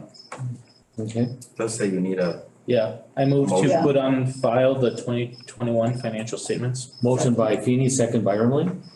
Anything on the discussion? Hearing none, all those in favor say aye. Aye. Opposed, so carried. 50, discussion and timeline for 2023 budget. I was thinking we could just send out some dates, to get a quorum. This is a joint meeting, board and finance And committee. finance. We usually have 2 meetings in September and 2 in October, and hopefully final budget adoption in November. We'll try to see if we can get that first meeting pinpointed. The second meeting is gonna be our regular 4:30 meeting. We'll just invite the board to come to that meeting for the third Monday in September. And then I'm gonna try to find a meeting date in October, the beginning of October, to invite everybody, and then hopefully our final budget meeting would be the third. The third, scheduled okay. meeting in October. Can I say that one more time, or what? Sure, what part? The third, what was it? The third one. So the first week of October? So the third meeting, I'm gonna try to send out invites to see if I can get a majority in there, because it's not gonna be a regular meeting. Okay. So I actually just put the 3rd of October on there, but I will send out emails to see if I can get a majority for that meeting. And then the 17th is a regular scheduled again. I would really like it if you had it the third, fourth, or fifth, because I'll be gone from the sixth to the fifteenth. Okay. So that'd be awesome. That would work better for me too. And then we would still have the seventeenth as our third Monday, Yes. and I'll be back to that. I mean, I'm not trying to be the, No, I would say before, since nobody else said something. before Labor Day would be better for me as well. Okay.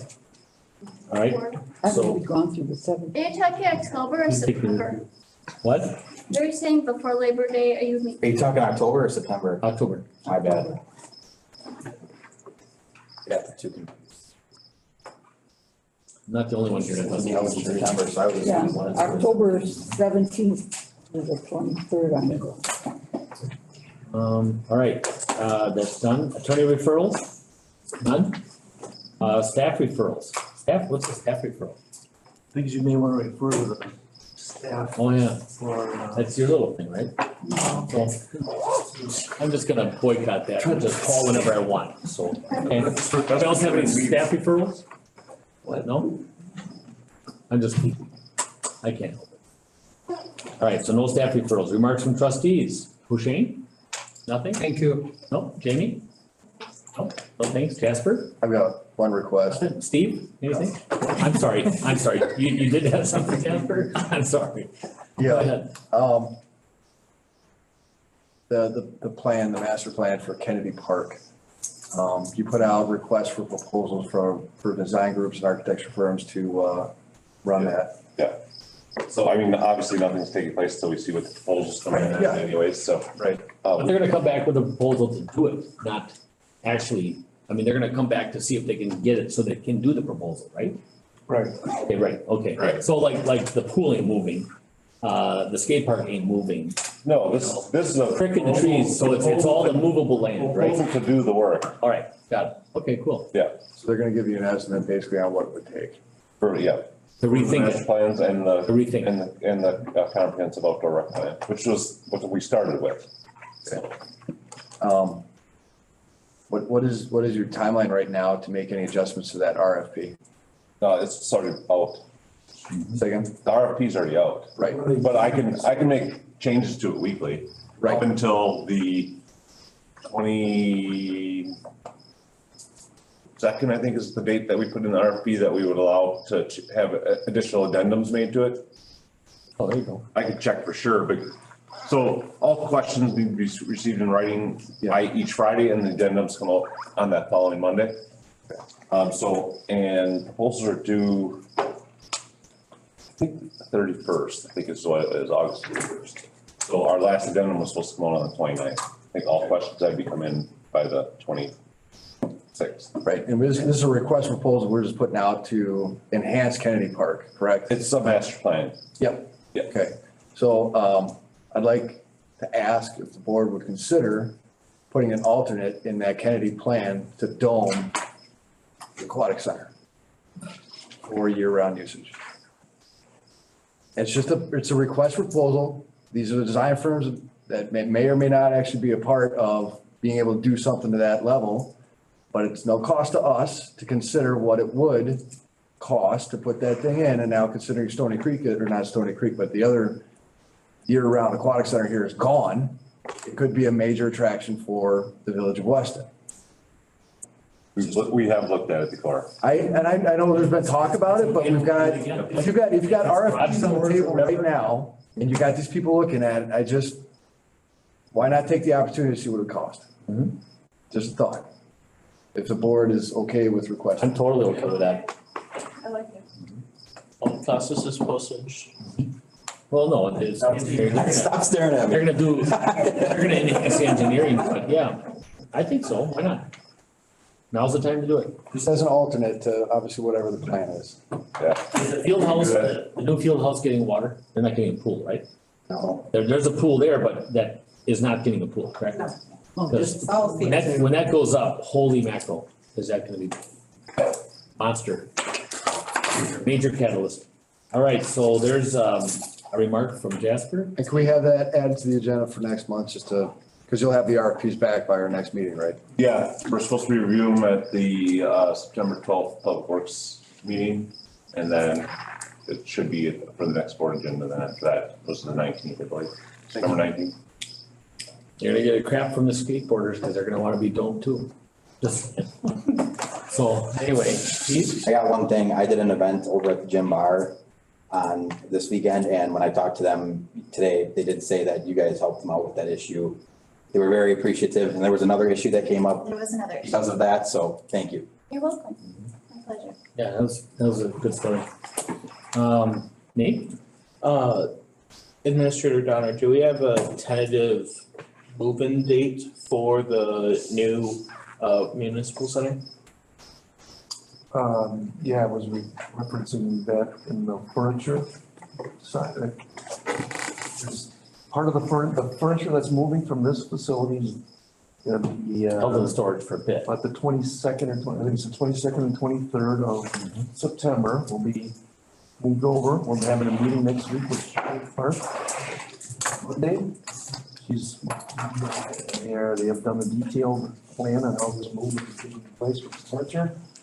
And delivery of the new furniture begins 26th.